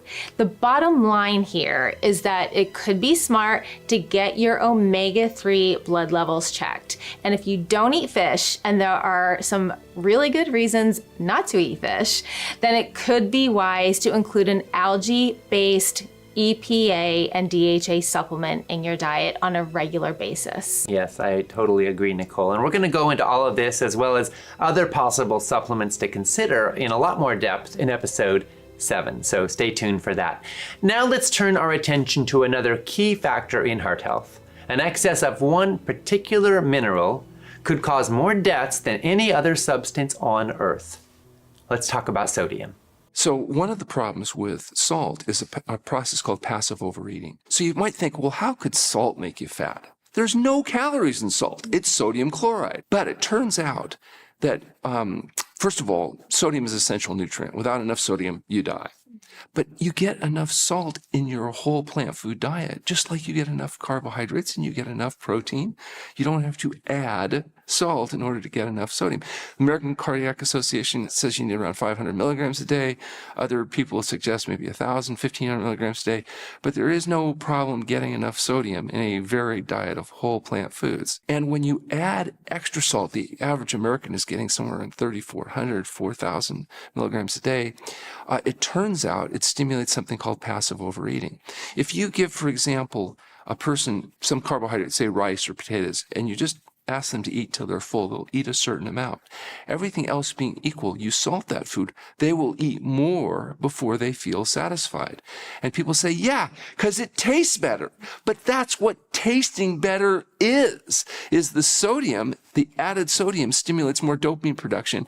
It makes it taste better and fools this natural satiety mechanism, leads to overeating and contributes to obesity. So even though this chemical has no calories per se, it still is a major contributing factor to overeating. Well, for the majority of Americans, sodium intake is through the roof. So they're going almost twice as much as we need.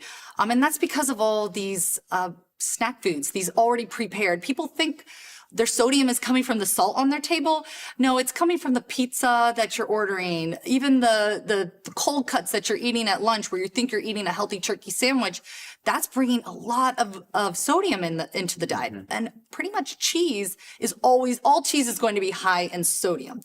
So really, the Americans need to really be cautious of, even in general, just how much cheese they're eating, because that's going to put their sodium limits through the roof. And as we know, sodium can affect your blood pressure, which then puts pressure on your pancreas, on your kidneys, on a ton of different systems in your body. And so we really want to be sticking to at least what the American Heart Association is recommending. The American Heart Association recommends consuming less than 2,300 milligrams of sodium per day. They tell us that just reducing sodium consumption by 30% over the course of the next 25 years could save or extend more than, get this, 40 million lives. And the number one way to reduce your consumption of excess sodium is to eat less ultra-processed packaged foods and avoid processed meat, because those are the major sodium sources in our diets. But sodium isn't the only compound we need to be looking out for when it comes to cardiovascular health. There's another one that's hugely influential, and most people have never even heard of it. It's called trimethylamine N-oxide, or TMAO. Turns out that TMA, which becomes TMAO once it's processed by the body, is an inflammatory biomarker that's associated with heart disease and other problems.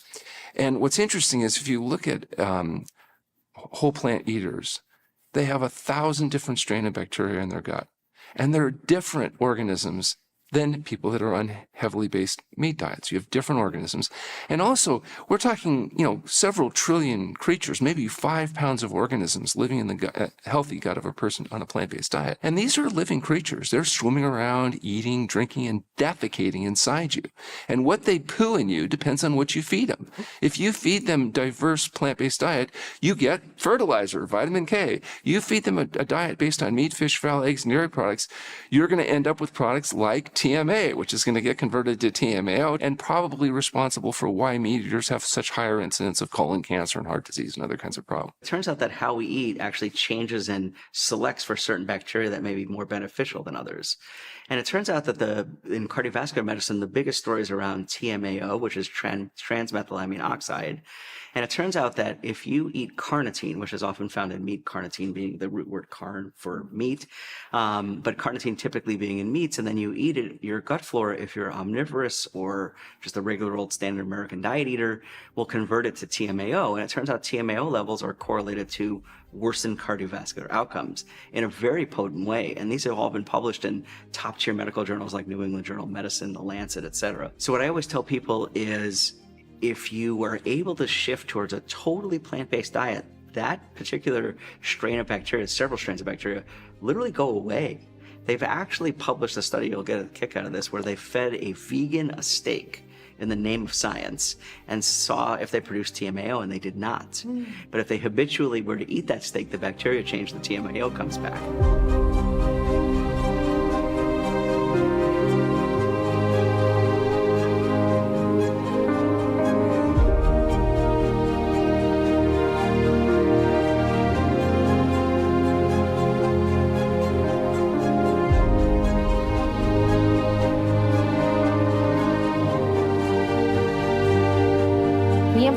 plant-based eating because it's a powerful predictor of positive heart health outcomes. However, while diet is incredibly important, it's not the only factor in preventing heart disease. Exactly, Nicole. Lifestyle plays a big role, and one of the things we hear a lot about is exercise. How important is exercise, really? And do we need a gym membership or a specific routine to reap the benefits? So remember, you can eat perfect. You can be the most low-fat, whole food, plant-based, organic, antioxidant, nitrate-rich diet and still have a problem if you're not moving. When I look at nutrition and its impact on heart disease, my mind goes back to this incredible study. And what they did in this wonderful study is they compared individuals who engaged in exercise daily, who had stable symptoms, compared to those who underwent angioplasty stenting, which is placing a wire mesh in the vessel. And what they found was really not surprising, but it was at that time, which is the fact that exercise led to better outcomes than placement of stents. That exercise is indeed powerful. So when we begin to engage from a heart perspective, we understand that our physical fitness, how much we have the reserve, our cardiorespiratory reserve, it's more predictive of our longevity than even what's called our heart function ejection fraction. That when we engage in these things, it also is going to lower our blood pressure. That when we engage in this physical activity, there's so much power that's there. And so that combination of moderate physical activity, our vigorous, combined with resistance training, right? That means lifting weights. You don't have to go to the gym and lift weights. You can lift a load of laundry. You can lift a bag of groceries, right? And as we begin to do these things, as we're gardening and moving things, there's so much power as we begin our muscular health and decrease muscle loss, also known as sarcopenia, as we get older. That core strength is extremely important. As we strengthen that, we strengthen our ability to sustain and withstand, right, disease. So the recommendations are, we talk about 150 minutes to 300 minutes of moderate exercise. What does moderate mean? Well, I'm out walking. I could be doing a little bit of light gardening that's there, but not just moderate, but also about another 150 minutes of vigorous activity, something that's going to differ according to the individual that improves your heart health. That when we engage in vigorous activity, it means it's a little bit more challenging. There's some small studies that suggest that this actually will activate your anterior medial cingulate cortex. That increases the tenacity.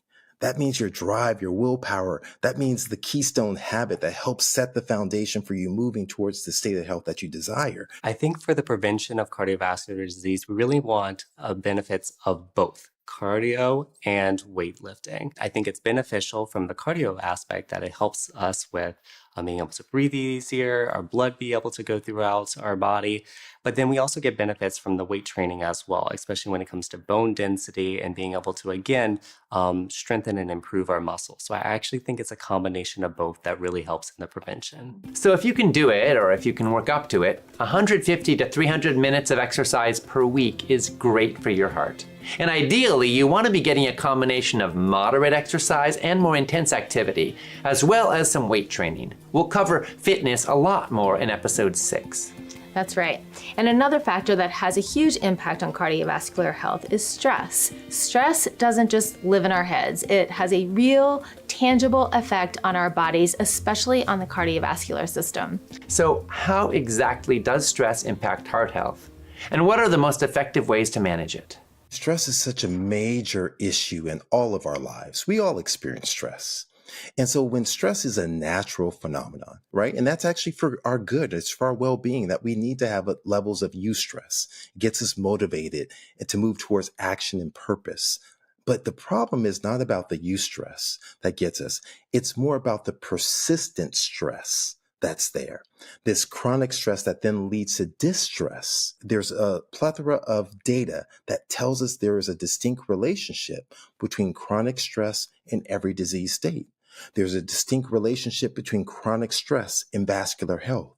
And most importantly, I'll tell you, it was around the 1990s that we learned that there was a condition called the broken heart syndrome, Takotsubo disorder, that from severe emotional stressor that actually has the ability to lead to heart failure, to paralyze the heart, stop it from contracting like it normally should.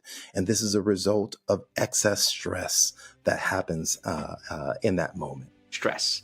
Life is stressful, right? So spend time, meditate, watch the sunrise, do some yoga. A lot of people don't realize that the very words we use in medicine are all linked to this, right? Hypertension, right? Too much tension, high blood pressure, dis-ease, disease, lack of ease, right? We want to get ease back. So spend time getting rid of stress in some way. And you don't have to meditate if you don't want to. You don't have to do yoga if you don't want to. In parts of the world, in Japan, for instance, they do forest bathing, where they go out into the woods and they hike. Some people watch the sunrise. Some people look at the stars. Some people pray. Some people do all sorts of things. Figure out what resonates with you.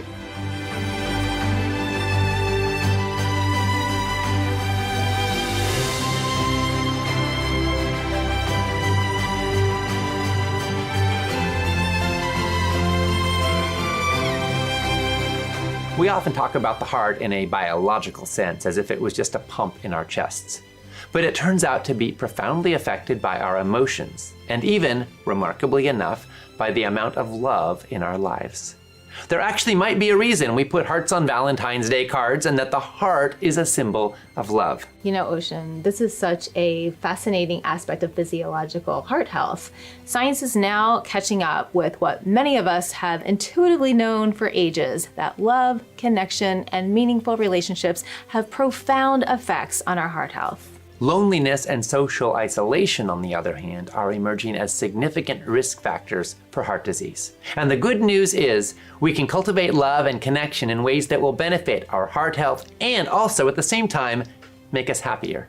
It's such a beautiful concept. And anthropologically, or historically, I'd love to sort of talk to some linguists and ask why we came up with heart and love together and the whole concept. Love and connection are things we've lost, right, in over time. And is it directly related to human health, longevity, and heart health? It is. I look at, my kids, I look at the community around us, and I look at the way everybody is moving through their life just on their own. People are always surprised that a cardiologist talks about love, but it sort of makes sense, right? It's a heart disease or lack of disease. And the goal is to make sure you have enough love and support in your life.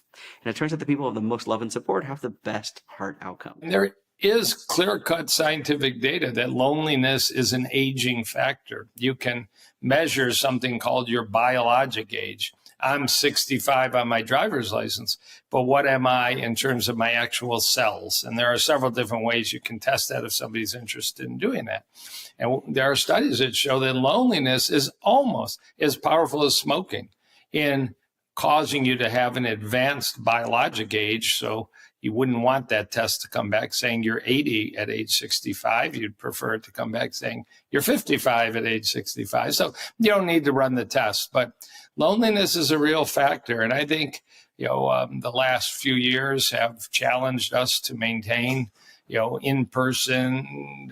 We know that even a hug is a very healing impact, and it actually affects our hormones that releases oxytocin from the brains and causes many good benefits. I'll say for me also, music just lifts me up. I never feel lonely when I have music in the background. Everybody else has to find their lift. It could be faith, of course. Faith would be an important one. When I was growing up, not that long ago, we had a neighborhood with 2 or 3 generations of people that grew up together. We had an extended family that we saw regularly. We had a job that people had been at for 10 years or more. They really got to know each other. They went to these places called offices and they worked together, They had a church or a synagogue or a mosque or a club or something they went to on a regular basis. But many people today don't have any of those things. And they say, well, we've got the internet, we've got Facebook and so on. But one of the studies that we talk about in our book is that the more time you spend on Facebook, the more depressed you are. Now, why is that? Because it's not really an authentic intimacy. To me, intimacy is healing. Even the word healing comes from the root to make whole. Yoga is from the Sanskrit to yoke, to unite, to bring together. Anything that brings us together is really healing. And there's something really primal about the need to really be seen, like an avatar, I see you, which is really an old African proverb. I see all of you, not just your good stuff. Like in Facebook, it's like, it looks like everybody has this perfect life but you, right? Everybody, here we are with the award we got and our kid just graduating, or here we are in front of the Louvre or whatever, People don't generally post their demons and their darkness and where they messed up. But, if you grow up in a family, they know that about you. And there's just something really healing, about being fully seen in that way. And when you ask about love in the heart, I think, of course, about Dr. Dean Ornish, who's written books on it. And maybe a few people remember Leo Buscaglia, a famous motivational speaker. I think he's passed on, and a few others that have brought it up. It's more than just, a soft topic. There is important research on loneliness and the heart.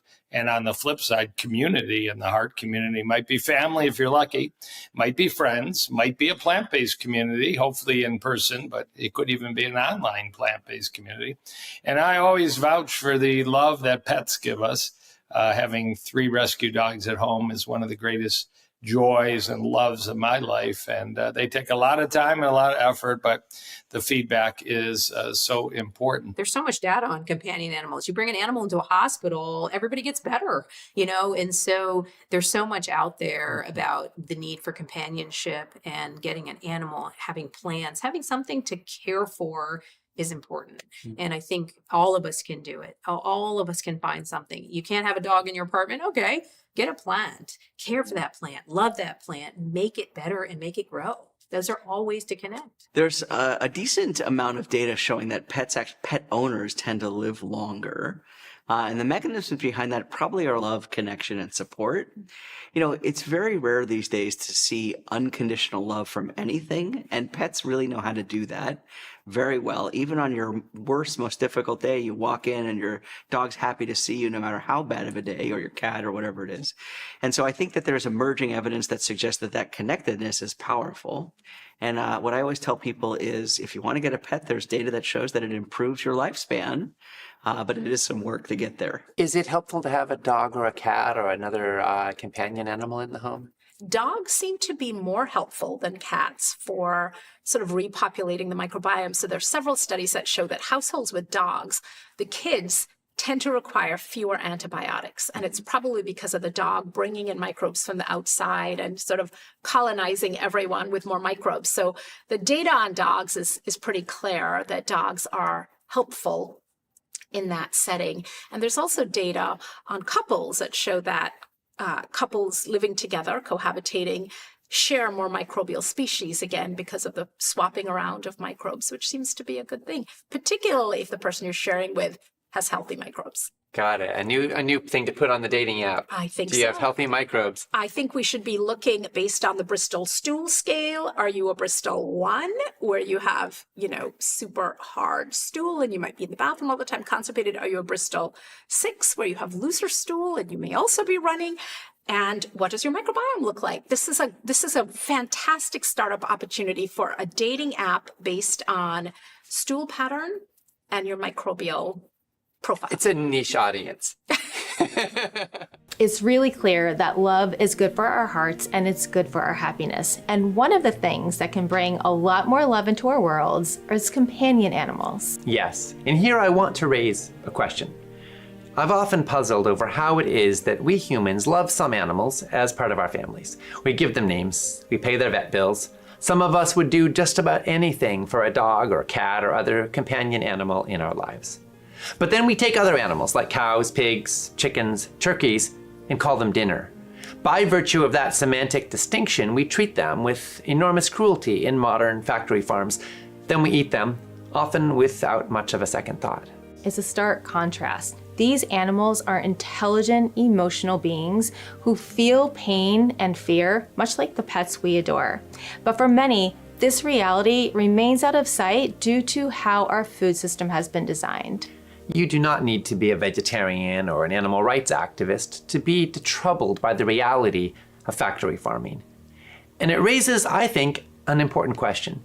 Could extending compassion to all animals, not just the ones we call our pets, also make us happier and healthier? Do I know, or could we say that when you eat an animal product that has been in a factory farm and you eat it, that it's bad for your heart? Well, it's bad for your heart for your saturated fat because it affects your TMAO. But is the actual cruelty piece affecting your heart? I don't know the answer to that.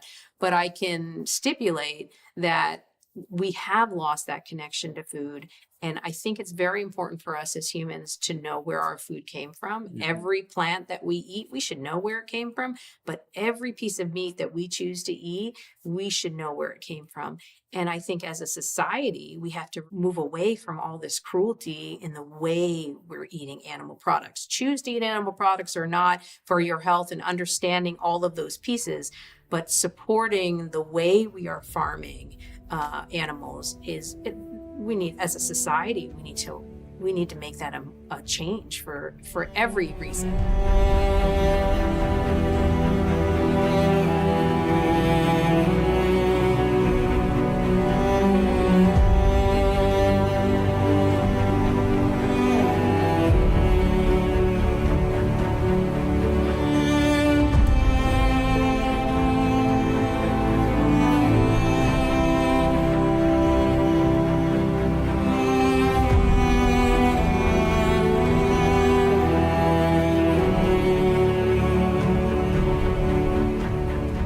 It's one thing to talk about the science and studies showing how a healthy diet can transform health, but it's something else entirely when we hear a personal story, especially from someone who's been on the front lines of treating heart disease. Dr. Baxter Montgomery's journey is a great example. Dr. Montgomery is a highly skilled cardiologist treating some of the sickest patients out there, but like so many physicians, his own health was a different story. He knew he had heart disease, but here's what's remarkable. Instead of turning to the conventional treatments that were the focus of his practice, he decided to explore a different path. And when he got results, he transformed his practice to help his patients heal their hearts with diet and lifestyle. So over the years, I went into my private practice, very busy, taking care of very sick patients, extremely busy. Of course, being a busy cardiologist, I had my own health issues. I knew I had a history of an abnormal EKG. In the back of my mind, I knew I had heart disease. I knew I had some symptoms. I knew I had elevated cholesterol. So there were all these little signals that were coming up in my life in terms of health issues. So as things went along, I started doing my own research into natural cures, if you will, supplements and herbs and so on. And as I read these documents and books, there was always an underlying recommendation of a healthy diet. And a healthy diet always consisted of fruits and vegetables. So that was a common thread there. One weekend, I decided to take a crash course to get a raw vegan chef certification. I did a 33-day raw juice feast cleanse. That changed my life. So I felt like I was 18. At the time, I was around 38 years old. I felt like I was 18. Not only did I lose weight, and I'd done other programs to where I lost weight, but this was different. Not only did I lose weight, but there was a charge. I had a new energy level that I didn't have before. Also, my cholesterol, which was very stubborn to go down, went down very easily in this regimen. So I thought there was something very special about this. And so after this, I went on a plant-based diet because, raw juice, plant-based is easy. I started applying this to my patients. Now, my patient population is very sick. And one thing I noticed, without exception, every patient that followed the regimen, 100% of them gotten better. So it was at that point, it was very early on, I didn't know exactly how I was going to implement this, but in that point, I made a decision that this was going to be a major part of my practice. I didn't know how or why. Well, the why I knew, I didn't know how. So this is going to be a major part of my practice. So that was the defining moment. And for a month or so after someone's had a heart attack or a diagnosis of something, they'll do pretty much anything their doctor or their dietitian or their nurse says, but they'll only from 4 to 6 weeks or so. And the reason is that, we all know we're going to die. The mortality rate is still 100%. It's one per person, but we don't think about it most of the time because it's too scary. Now, when you've had a heart attack, you think about it a lot, but then the denial starts to come back and you stop thinking about it. But when you make lifestyle changes that are big, you feel so much better so quickly in ways that really matter. It reframes the reason for making lifestyle changes from fear of dying or fear of a heart attack or stroke or something bad happening to joy and love and pleasure and feeling good. And that's really what are sustainable. It's extraordinary to realize how powerful diet and lifestyle are. They can often prevent, and in some cases even reverse, the world's #1 leading cause of death. This is incredibly empowering and incredibly important. It really is. And the same diet and lifestyle choices that improve your cardiovascular health are also good for your brain, your circulation, your energy levels, and every organ in your body. But what about cancer? It afflicts 4 out of every 10 Americans. It is the most dreaded diagnosis in the world. Can diet and lifestyle help here too? In the next episode, we're going to find out.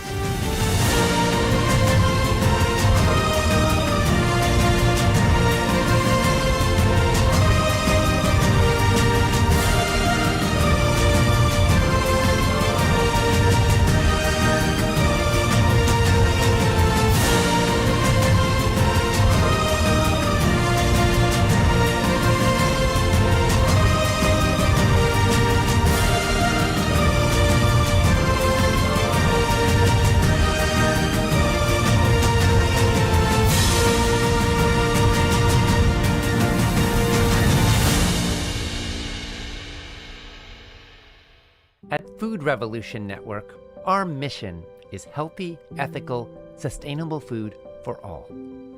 We want kids to learn about healthy food in school. We want doctors to learn how nutrition impacts health in medical school.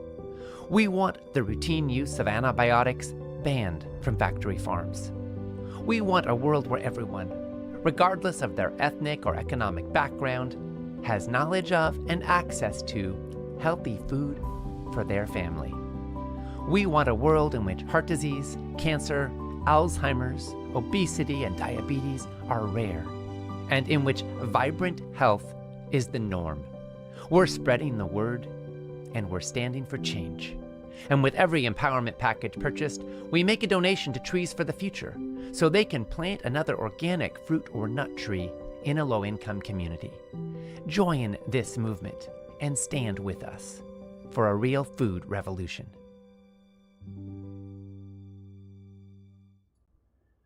Thank you so much for sharing in that powerful episode. We're seeing such a wonderful response from so many people to express your opinions on what you've been hearing and to find out what others are saying. Please keep on posting and engaging in the comment section on the broadcast page. You can refresh the comments using the button provided there so you can see the most recent ones. Gail said, this episode number 4, no one should miss. What clear evidence to motivate the change in diet. Kelly said, this is my first summit. I actually never heard of you before miraculously receiving an email about this summit. I cannot believe how much exciting information this summit and your website contains. I am over the moon happy about this. Thank you so much. Well, Kelly and Gail, thank you for being here. You are why we do this, and I'm thrilled that you're here and that you're finding so much value in this experience, and we are here with you to support you every step of the way. If you go to foodrevolution.org, you will find hundreds of articles on critical food and health topics. If you join Whole Life Club or ongoing membership community, you'll find a library of over 1,400 whole foods plant-based recipes, ongoing live events, a powerful community of support, new Action of the Week videos and interviews with guest experts coming out regularly, and so many more resources. So we're here, we're excited that you're here and that we get to work together to spread this revolution. Donna said, Ocean, I've drunk your smoothie for 3 days in a row since you shared it the first day. The first day I used flax seeds and then went out and bought your hemp seeds and added that. It's great. Thank you.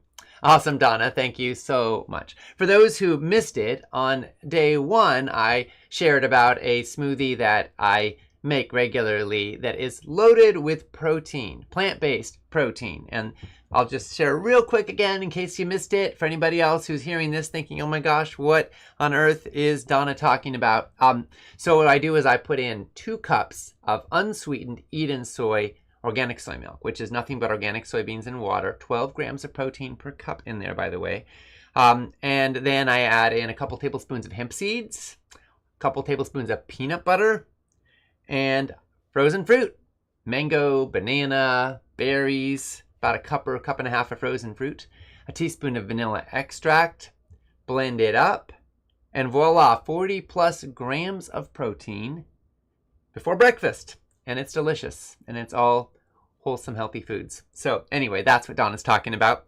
Emma said, very interesting interviews. Thank you. I always thought a round of probiotics was good to do if you haven't had antibiotics to help build up the good bacteria microbiome again. Is this not the case? And you should just try and load up on good whole foods, fiber, and fermented foods. Well, great question, Emma, and you are on the right track. So after taking antibiotics, which can wipe out both harmful and beneficial bacteria, it can be really helpful to focus on rebuilding your gut microbiome. Probiotics can play a role in that process, especially certain strains that have been studied for restoring balance after antibiotics.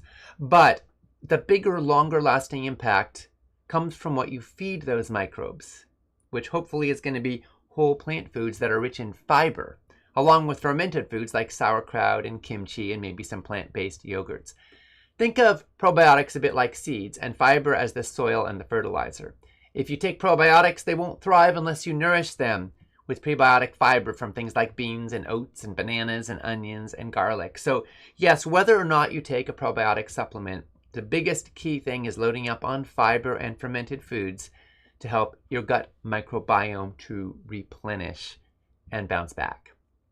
Denise said, I'm from Texas. I've been learning a lot. My sisters and I have been watching from different parts in the U.S. and discussing the information. We're all in our 60s and working toward a healthier lifestyle. Heart disease runs in our family, and I have known heart issues, and I look forward to learning how to help my heart health. Since watching the summit, I've added even more veggies to my diet and learned about oils, so I just bought avocado spray oil and nutritional yeast yesterday. There's so much I've learned from you, so I am taking steps I needed towards healthier choices. Thanks so much for everything you and your team are doing. Denise, thank you for being here with your sisters. That is beautiful that you're sharing this from all different places coming together. You know, food is one of those things that really can bring us together. And so is health, by the way. No matter how much money you have or what your faith context is or so many other, your ideologies, your politics, we all need to eat to live. And what we eat shapes how we feel, how long we live, how healthy and vibrant and alive we are. So this really can be something that can bring us together. And I'm so glad you're experiencing that. And sounds like you're learning a lot. Hopefully today's episode has been valuable to you. We are so glad you are here with us. Abina said, this session on heart disease is fabulous. When I went from vegetarian to vegan, the mitral valve prolapse issue mysteriously stopped causing me chest pain. It seems the simpler I eat, whole foods plant-based, the better I feel. I'd like to get the water system you've been mentioning during the summit, wondering if there's a payment plan available so I can purchase. I'm a senior citizen, so I'll have to fit this into my budget.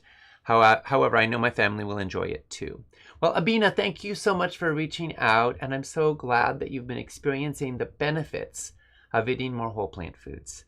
They're profound, and bless you on this journey. Now, thank you also for asking about the water filter, and we have one that we can give away, so we're going to give it to you. The AquaTrue is the water filter in question. Our team will follow up with you and be in touch. And everybody, having good clean air and clean water is really important, which is why we've done a lot of research on water filtration and air filtration systems. And there's one company that makes great versions of both. They're called Ideal Living. So if you're interested in a discount on the AquaTrue, of course, Sabina's going to get a free one. But if you're interested in a discount, go to foodrevolution.org/water, or the air filters that they make are at foodrevolution.org/airdoctor, and you can learn more and get a special discount for Food Revolution members, and also they'll make a contribution in support of our work if you make a purchase on those sites. Abina, congratulations again, and drink lots of good clean water. Joe Neal said, I've been following your dad since his book Diet for New America and the accompanying film, which I showed when teaching health ed at SoCal High many years ago. Folks, that movie came out in 1990, so we're going back a ways. And then Joe Neal said, I have purchased the last 2 years' summits, and I'm a member of Whole Life Club. I'm watching the new summit and wondering how much new info is included compared to the last 2 years. I'm a senior on a fixed income. What do you think? Well, here's the deal, Joe Neal. Every single interview for this summit is 100% new. Every episode in this summit is 100% new. We've never shared any of this before. All new, because we want to be current and up to date. Of course, some of the basics are not that new, right? Like eating whole foods, plant-based. You ever heard that before from us? But we are learning nuances and details. For example, the study Dr. Ornish did showing reversal of symptoms of mild cognitive impairment. The study Dr. Agarwal did, which we just talked about today, showing that extra virgin olive oil in conjunction with a whole foods plant-based diet actually led to better outcomes than an omnivorous diet, but worse outcomes than striking the olive oil. So this is interesting research, right? The twin study showing lengthening of telomeres for identical twins who ate a plant-based diet versus eating a healthy omnivorous diet. So we're showing new research, we're asking big burning questions, and if you're finding this valuable, then the proof's in the pudding, right? We're so glad you're here and joining in the journey, and congratulations on being a part of Whole Life Club. It's a wonderful program, and of course we're always bringing new insights and information there as well. So if money's tight, you can join in the free summit. If you're able to invest in our mission and support us through purchase of an empowerment package, we're grateful for that, and we appreciate your investment and support. And we're it's up to you really. But it's all new information. Congratulations, by the way, and thank you to all of our new empowerment package owners. We are so grateful to you for standing up and boldly taking a stand for your well-being, and also for helping us carry on and spread the word and do this work. Congratulations specifically to Kara from Alaska, Seth from New York, Vivian from Ontario, Tracy from Ohio, Marcia from North Dakota, Akasha from Florida, Michelle from Minnesota, Liliana from the UK, Sonia from the Netherlands, Luzia from Austria, Yotam from Pennsylvania, Sharon from West Virginia, and Elizabeth from New Jersey. We are so grateful to all of you and so celebrating your choice. Marin said, I love that you're including the actual research journal articles to support the claims being made. Could you please also include the reference information so this can be more easily found online? Well, Marin, as you may notice during the episodes, we often show where the sources are, like we show articles and stuff. But the other thing a lot of folks don't know is that actually, as a preparation for this summit, our team reviews every claim, fact stated in the summit by the speakers, and also even in the expert interviews, all 45 of them. And we look for the studies that back up the statements. And then we provide those links, actual hyperlinks you can click in the transcript. So if you choose to get the empowerment package, then you'll have access to all that data. But I want you all to know we stand behind the information that we share. It is backed up. Elle said, stress messes up gut flora too, right? Yes, Elle, it does. Chronic stress doesn't just live in the mind. It shows up in the body as well, and the gut is one of its first targets. So stress can alter the balance of bacteria in your gut. It can reduce microbial diversity. It can increase inflammation, and it can even weaken the gut lining. And that's sometimes why people talk about gut feeling so strongly, because the brain and the gut are in constant communication. The good news is that the reverse is true too. So nourishing your gut with fiber-rich plant-based foods and practicing stress-reducing habits like movement, mindfulness, deep breathing can all help to restore balance. It's all connected. So yes, calm minds and healthy guts go hand in hand. Thank you for shining a light on that important link. Carol said, in 2022, I developed bilateral Bell's palsy, followed by Guillain-Barré, sudden total hearing loss, and was prescribed a prolonged series of steroids. Along with this, my optic nerve was attacked, leading to a diagnosis of MOGAD after several years of tests, and glaucoma. Also was accidentally diagnosed with endometrial cancer along the way. Prior to 2022, I was exceedingly healthy, so the myriad issues have stymied many doctors. Due to my mom's long-term focus on healthy eating habits, I've asked all the doctors about dietary recommendations. Only one recommended the Mediterranean diet. All the others have just shrugged. I am so very excited about this summit and the fascinating research you all are sharing. Thank you, thank you, thank you. I only wish my mom was still alive. She was a huge devotee of so many of your featured speakers and would be so thrilled with all this great information. She got us into whole grains, soy milk, nutritional yeast, wheat germ, and organic produce way before it was fashionable. Plus, her daily yoga practice kept her super flexible well into her 90s. Carol, thanks so much for sharing your story. What a journey you've been on. From bilateral Bell's palsy to Guillain-Barré and hearing loss and optic nerve inflammation and MOGAD and glaucoma and a cancer diagnosis. It's more than a lot of people could imagine navigating in a lifetime, and it's all come in just a short period of time. But here you are. You're showing up. You're learning. You're investing. You're leaning in with hope. You're honoring your health with all that you've got. And that's extraordinary. And I want to take a moment to celebrate your mom. She sounds like a real pioneer, a woman who was ahead of her time and embracing whole foods and organic produce and yoga way before the rest of the world caught on, before it was cool. I can relate. My parents were also. We were eating kale in the garden so abundantly that my parents almost named me Kale back in the 70s.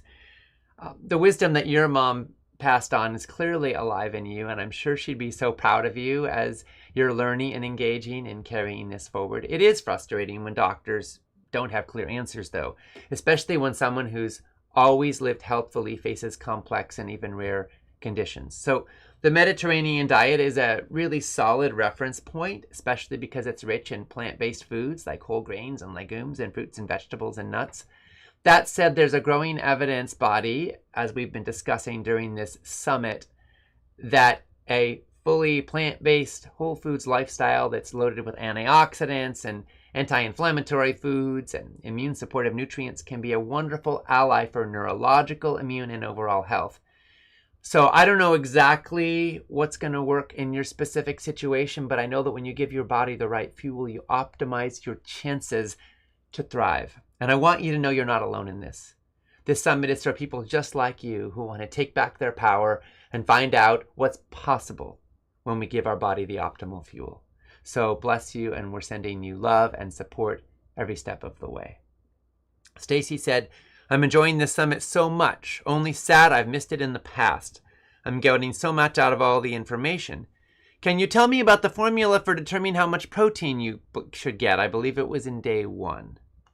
Well, Stacy, thanks so much for your kind words. We're so glad you're here. And about your question about protein needs, we're going to cover this a lot more in depth in episode 7, so stay tuned for that.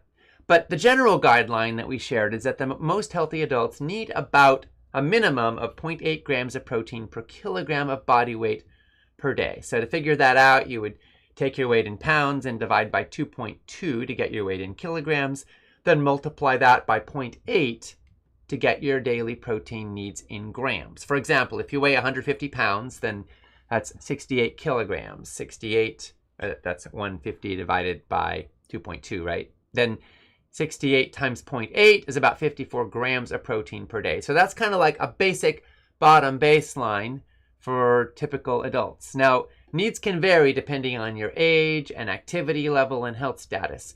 People who are over 65 tend to need more. People who are super active tend to need more as a ratio of body weight.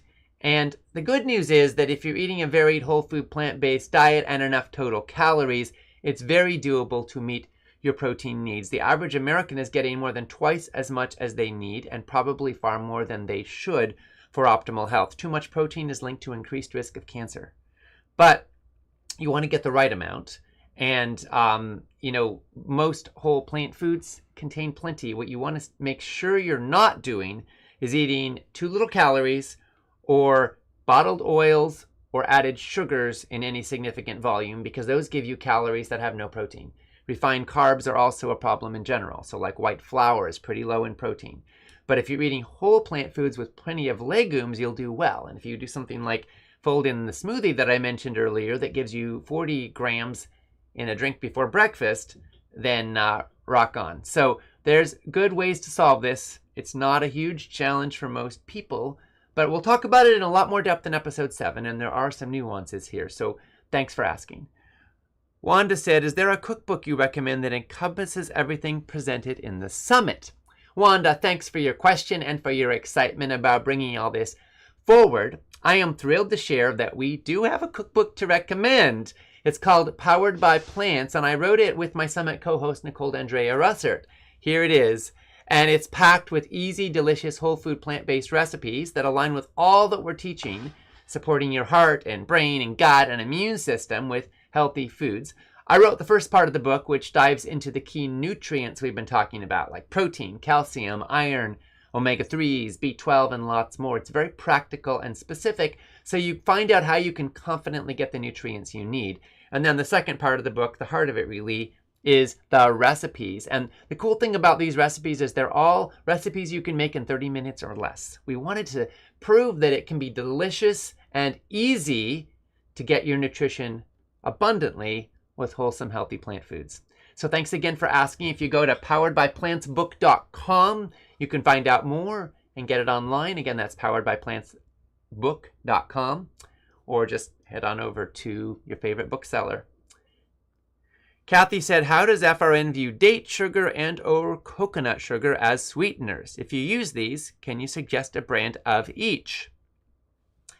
Kathy, thank you for your thoughtful question. So when it comes to sweeteners, at Food Revolution Network, we generally support choosing whole food options as much as possible because they not only give you sweetness, but they also come packed with fiber, vitamins, and minerals that support overall health. And generally, foods are kind of like a symphony, and that's how your body was designed to eat foods. And when you separate out processed components, it lands in unpredictable and often problematic ways. So we're generally fans of using whole dates or date paste as natural sweeteners because dates offer a delicious caramel-like flavor while also giving you fiber and antioxidants and potassium.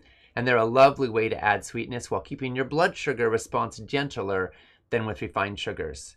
Now, about date sugar and coconut sugar. So date sugar is made by just grinding whole dried dates into a powder. And because it's the whole fruit, just in powdered form, it retains a lot of the fiber and nutrients. So we consider date sugar a pretty good option when you want something that behaves more like granulated sugar in recipes. Coconut sugar is made from the sap of the coconut palm. It does have a lower glycemic index than refined sugar, and it contains small amounts of minerals like iron and zinc. But it's still pretty concentrated in sugars and pretty low in fiber. So I would say it's better than refined sugar, but we recommend using it sparingly. When it comes to choosing brands, it's helpful to know who you're buying from. So you want to look for companies that are transparent about how they source their ingredients and how they process them. And ideally, you may, if you can afford it, want to look for organic and fair trade, because these can be markers of quality and integrity. And don't be shy about reaching out. If a company's packaging or website doesn't clearly explain their sourcing or practices, you have every right to ask. A good company will be happy to share that information with you. At the end of the day, the closer you stay to whole fruits, the more you're supporting your health at every level. But if a recipe calls for a sprinkle of sweetness, these options can be used thoughtfully and deliciously. And they also say a spoonful of sugar makes the medicine go down. So sometimes adding a little bit of sweet makes your whole diet and lifestyle easier and more friendly. And if that's the case, then bless you and enjoy. So sometimes we use recipes that use maple syrup or other sweeteners as well in modest amounts as part of an overall healthy dietary pattern. We're sending you love and thanking you for asking. Marie said, happy Friday. I'm a 58-year-old living only 2 miles from my childhood home and 80-plus-year-old parents. I deal with lupus, celiac disease. My family deals with scoliosis, arthritis, several cancers, and stubbornness beyond reason. I have enjoyed some benefits from implementing your practices, but I can't convince those seniors up the road to look at the kitchen differently. Mom won't quit using those ancient aluminum and peeling nonstick pans. Dairy farmers eating dairy is like a religion that you never retire from. They have no internet. Buying your empowerment package is not an option for me now. Therefore, I've been watching every day and taking notes. I'd love to hear some language from your summit that I can lovingly use with my parents. I'm so appreciative of what you're doing. Well, Maria, thank you so much for asking and for your touching message. And first of all, we want to support you, so we're going to gift you with an empowerment package. You'll own it for life, and you can absorb it at your leisure, and maybe you'll be able to find a way to share it with them too. Maybe you can have them over to watch an episode sometime. I know you'll put it to good use. Now, what you shared touched my heart. You're walking the journey with such love and such patience and such intention, not just for your health, but for the well-being of the people you care about most. And that's powerful. So I just want to say, I see you, and I appreciate you so much.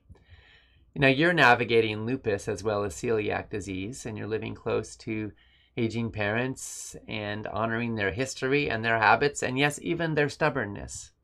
And yet here you are watching and learning and growing. That's what change looks like. It's what courage looks like.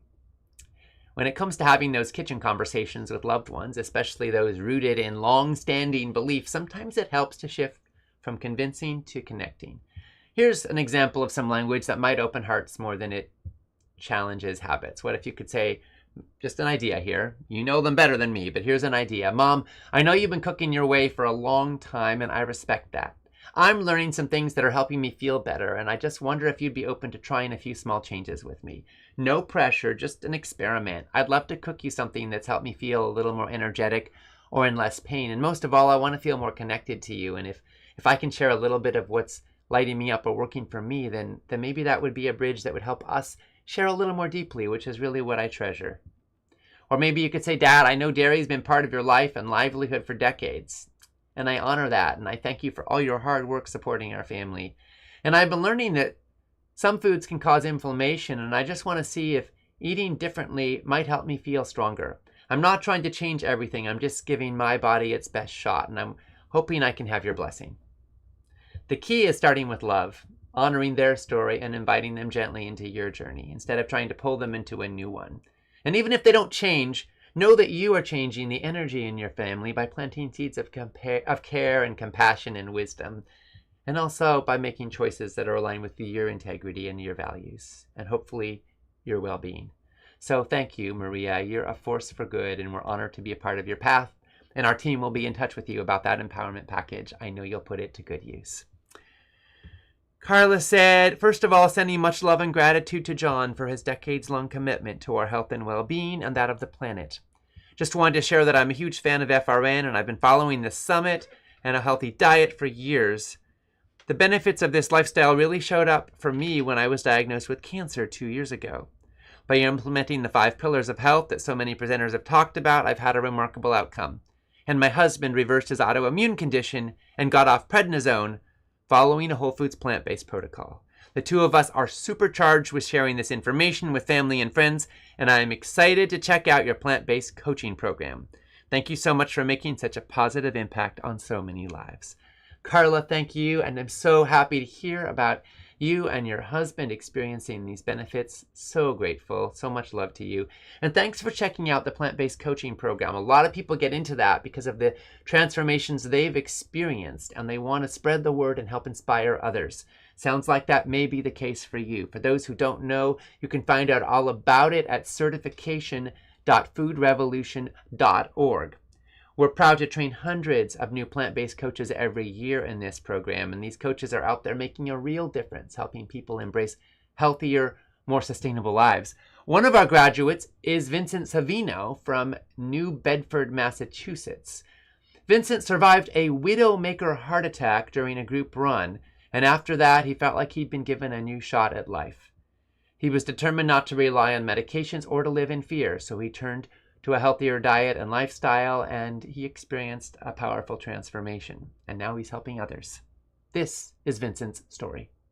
A definite purpose in my life is really related to the fact that I nearly died. I was on a group run with some friends. I just dropped right there. I hit the ground. I stopped breathing. So they took turns doing CPR till the EMTs could arrive. Despite their heroic efforts and a few broken ribs, they were not able to get a pulse. Even the EMTs told me, he's not coming back. So on the way to the hospital, the technicians were saying, this was like being in a movie. You came back.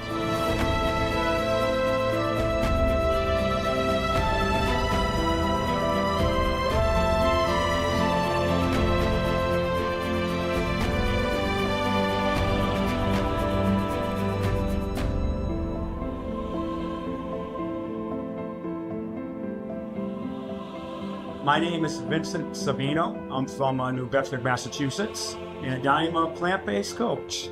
Probably my most memorable moment, in that anyone who knows me would always think about this, is a moment I don't remember. The time I almost died of a widowmaker heart attack. None of us really know we have clogged arteries, unfortunately, until something happens. While I was recovering from my heart attack, I had some time off from work, obviously. But what I did is I signed up for a Whole Food Plant-Based Summit because I was searching the internet how to prevent a second heart attack. A whole food plant-based lifestyle is key to not only recovery, but even reversing many of the symptoms that coronary artery disease can bring. Because the vitality I have now and the ambitions I have now are greater than they were 5 and 10 years ago. Now I have more energy, more mental clarity, because this lifestyle works in more than just reducing cholesterol. It really helps the body, mind, and soul. What made me want to be a coach was I see the difference that this lifestyle can have in my health and well-being, and I needed to share that with other people. I knew that helping other people, and particularly people with heart disease or at risk of heart disease, to reverse their symptoms, that I wanted to be a help for them. I knew I didn't want to be a life coach or just a health and nutrition coach and just the gamut of whether people want to do this method or that method. I knew specifically it had to be whole food plant-based. And in a short process of time, I ended up getting an email or an advertisement from Food Revolution Network. I've watched a few of their summits, and they were announcing the formation of the whole food plant-based coaching certification program. And I read that email from top to bottom. It had the pillars of teaching about plant-based nutrition, another pillar teaching about coaching and marketing. All these things are brand new to me. And I was looking at taking 3 or 4 different coaching programs at great expense, which was beyond my means, to be able to accomplish what Food Revolution and Network was able to provide in one curriculum. I knew right then and there it was the perfect fit for me, and I don't regret that I had gone through the certification and obtained my certification. So this has really given me an opportunity to do something I'm passionate about, that I truly believe, really enjoy, and I know will really help people. When we're at our younger adult years, we tend to kind of just go with the flow, do what everyone's doing, and do what feels right or natural, whatever our passions are. But it's also an important time to really set a direction and course for your life regarding your health and all other pursuits, because what we do in those earlier years can have some ripple effects down throughout the rest of our lives, some for the positive and unfortunately some for the negative. Yes, I've gotten a few paid clients, and they each have had good results. And not only did they give me glowing testimonials, but 2 in particular, they re-signed for second round. So I know that they're satisfied if they're coming back. The one thing I like to share is that this is cliche, but if I could do this, anyone could do this. I've known about health and nutrition. I've known that I needed to clean up my diet and lifestyle, and I just, for many reasons, was late to the party. We know the right things to do many times, we just don't do it. We procrastinate, and I'm pretty good at that. We put it off, and it took barely surviving a way to make a heart attack for me to make that change, and I'm more than lucky, I'm blessed to have a second chance, but not everybody gets that. If I could just sum it all up in a short phrase, now is the time.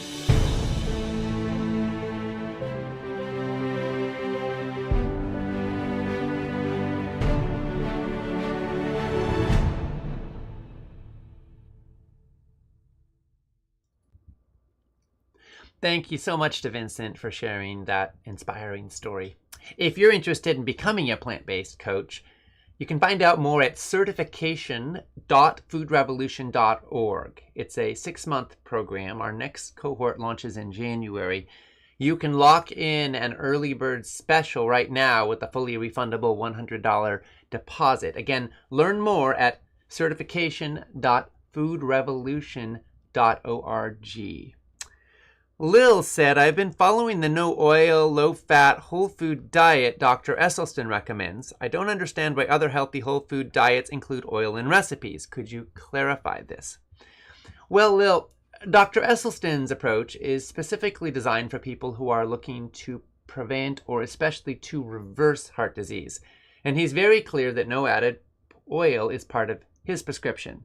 Oils, even olive oil, are highly processed foods that are calorie dense but provide little fiber relative to whole plant foods. They're also not providing a lot of other nutrients found in the whole food, and they can impair endothelial function, which is the health of your blood vessels, which is critical for folks dealing with cardiovascular issues. Now, that said, other whole food plant-based diets may include small amounts of oil, especially in cultures where traditional recipes use olive oil or other plant oils, and they may achieve great outcomes. For generally healthy people without heart disease, some believe that modest amounts of minimally refined oils can be part of a balanced diet, can even be a net contribution, or certainly not a big problem. But Dr. Esselstyn's guidance is about optimizing for heart health specifically, and his focus has particularly been on people who are trying to reverse serious problems. So the difference comes down to goals and context. If you're aiming to reverse heart disease, then sticking with his no oil approach might be wise.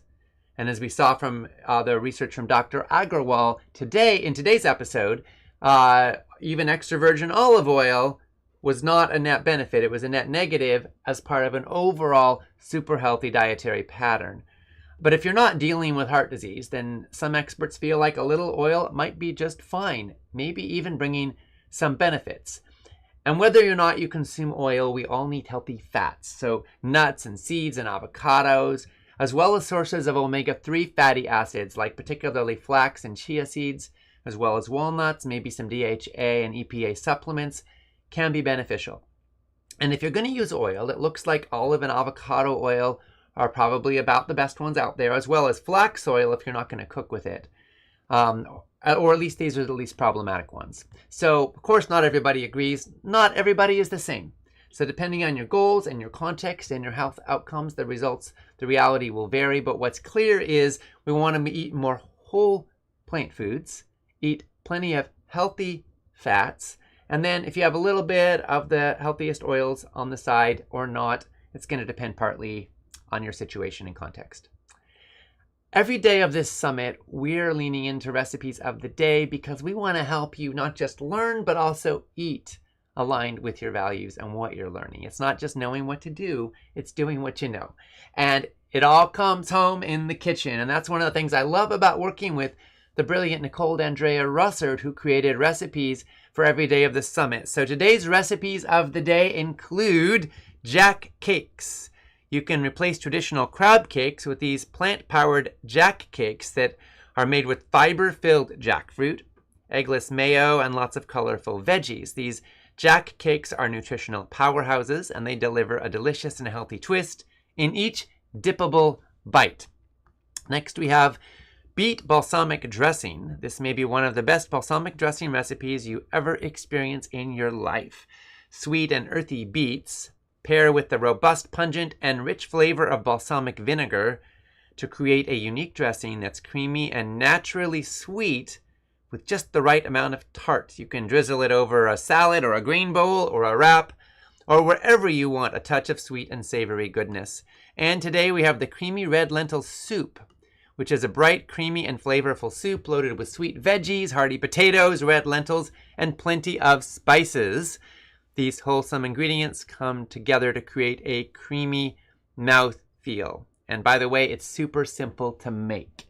So all of these recipes are available to you on the broadcast page. Please enjoy, cook it up, and let us know if you're making some of these recipes in the comment section what your favorites are. Pat said, Ocean, where I live, there is both food and fuel poverty. The only affordable foods are those no one should be eating.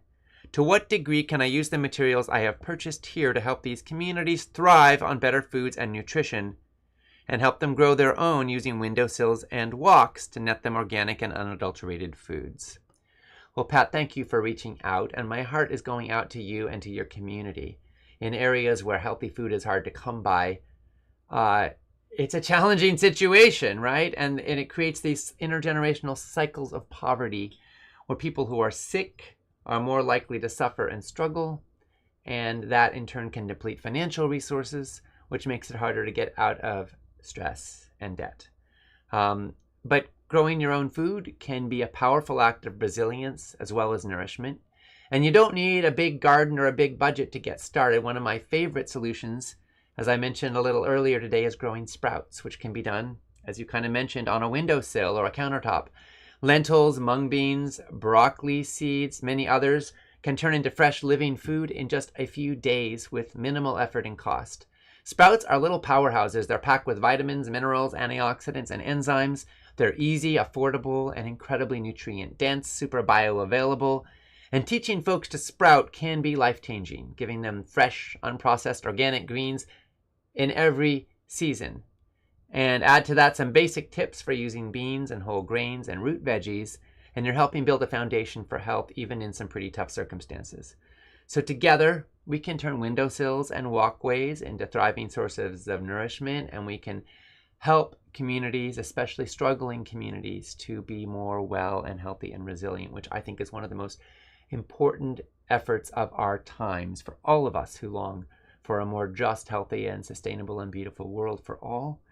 We need to focus on food. So thank you and bless you. Every day of this summit, one of the great joys we have is to get to share not just the episodes, but the expert interviews. 3 more expert interviews are available today with our featured experts, including an interview with Dr. Joel Kahn on the Whole Heart Solution, how the right foods can save your heart and your life. An interview with Dr. Monica Agarwal on inflammation in your heart, how your food choices can make all the difference. And an interview with Dr. Columbus Batiste on healing hearts, nutrition, stress, and the path to better health. These are all brilliant cardiologists at the forefront of research, and you're going to learn a lot from them. So if you want to learn more about heart health, if you want to go deeper, please check out the interviews. And of course, if you get the empowerment package, you'll have access to all the expert interviews, all 45 of them, along with all the episodes for life, which is an incredibly empowering choice to make. We heard from Mary Lou, who said, hello, good morning. I'm Mary Lou from DC, Virginia. I'm an RN and certified wellness practitioner and a volunteer at the 1818 Society alumni and a retiree of the World Bank Group. First time to attend this summit.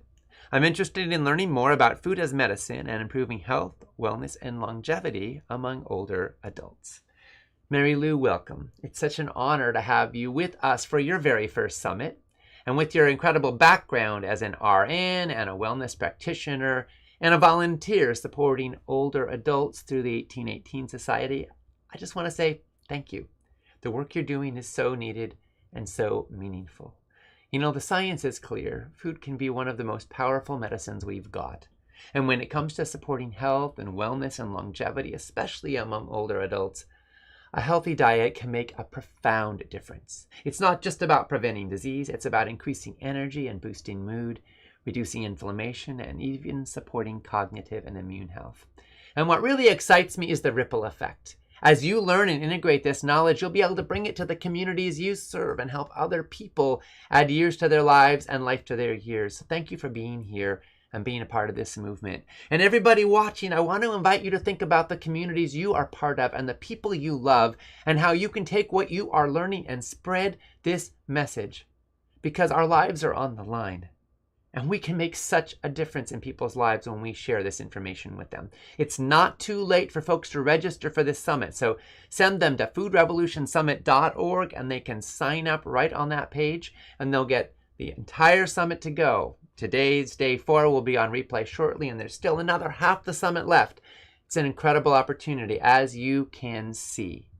So folks, we're approaching the end of day 4 in this summit. And again, to express your opinions on what you're hearing, to share your aha moments and your takeaways, to share your questions, post and engage in the comment section on our broadcast page. You can also join the conversation on our Facebook page at facebook.com/foodrevolutionnetwork, Instagram at instagram.com/foodrevolutionnetwork.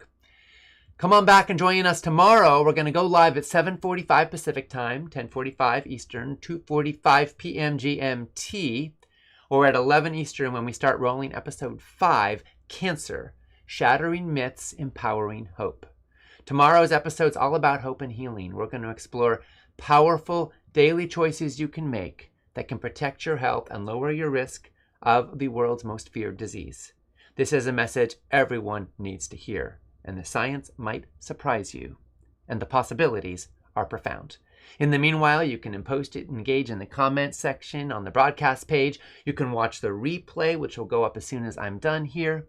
You can check out the empowerment package. You can enjoy the recipes of the day. You can enjoy the expert interviews.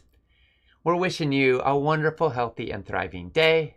And this is Ocean Robbins, signing off from day 4 in the Food Revolution Summit. And here's a peek at what's coming up tomorrow. Every year, millions hear the words, "You have cancer." It's a diagnosis that changes a life forever, and sometimes even ends it. Despite trillions of dollars spent in the war on cancer, it is still the second leading cause of death in the world. But there is a better way.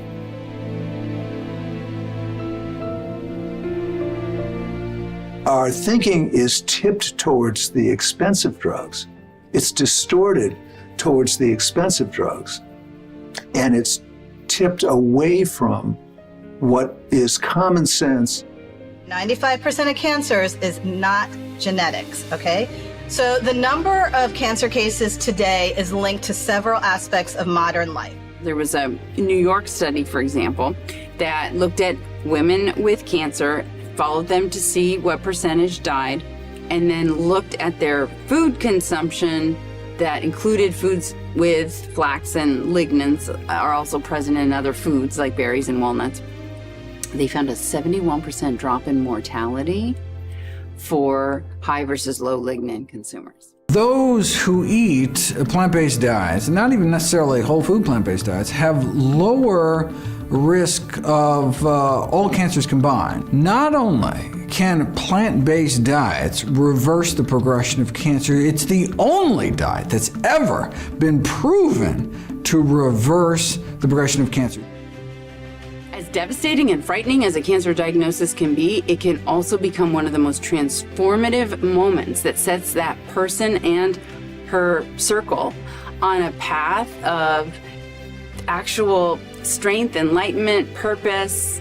Find out about groundbreaking research that shows how specific lifestyle changes can stop cancer in its tracks and even turn off cancer-promoting genes. Unlock the science of cancer prevention and take charge of your health today.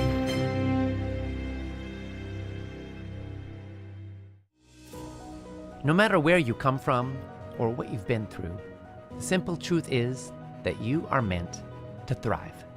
You deserve boundless energy, a clear mind, and a lean and healthy body. You deserve to feel confident and clear about what you eat and why. The Food Revolution Summit is packed with insights, and trying to catch and absorb all of them in 1 week can be hard. That's why we created the Empowerment Package. With your Empowerment Package, you can own the entire summit, plus all the transcripts and loads of bonus materials for life. Absorb this world-changing material at a pace that's comfortable and easy for you. Join the movement. Support the food revolution. Buy your Empowerment Package today.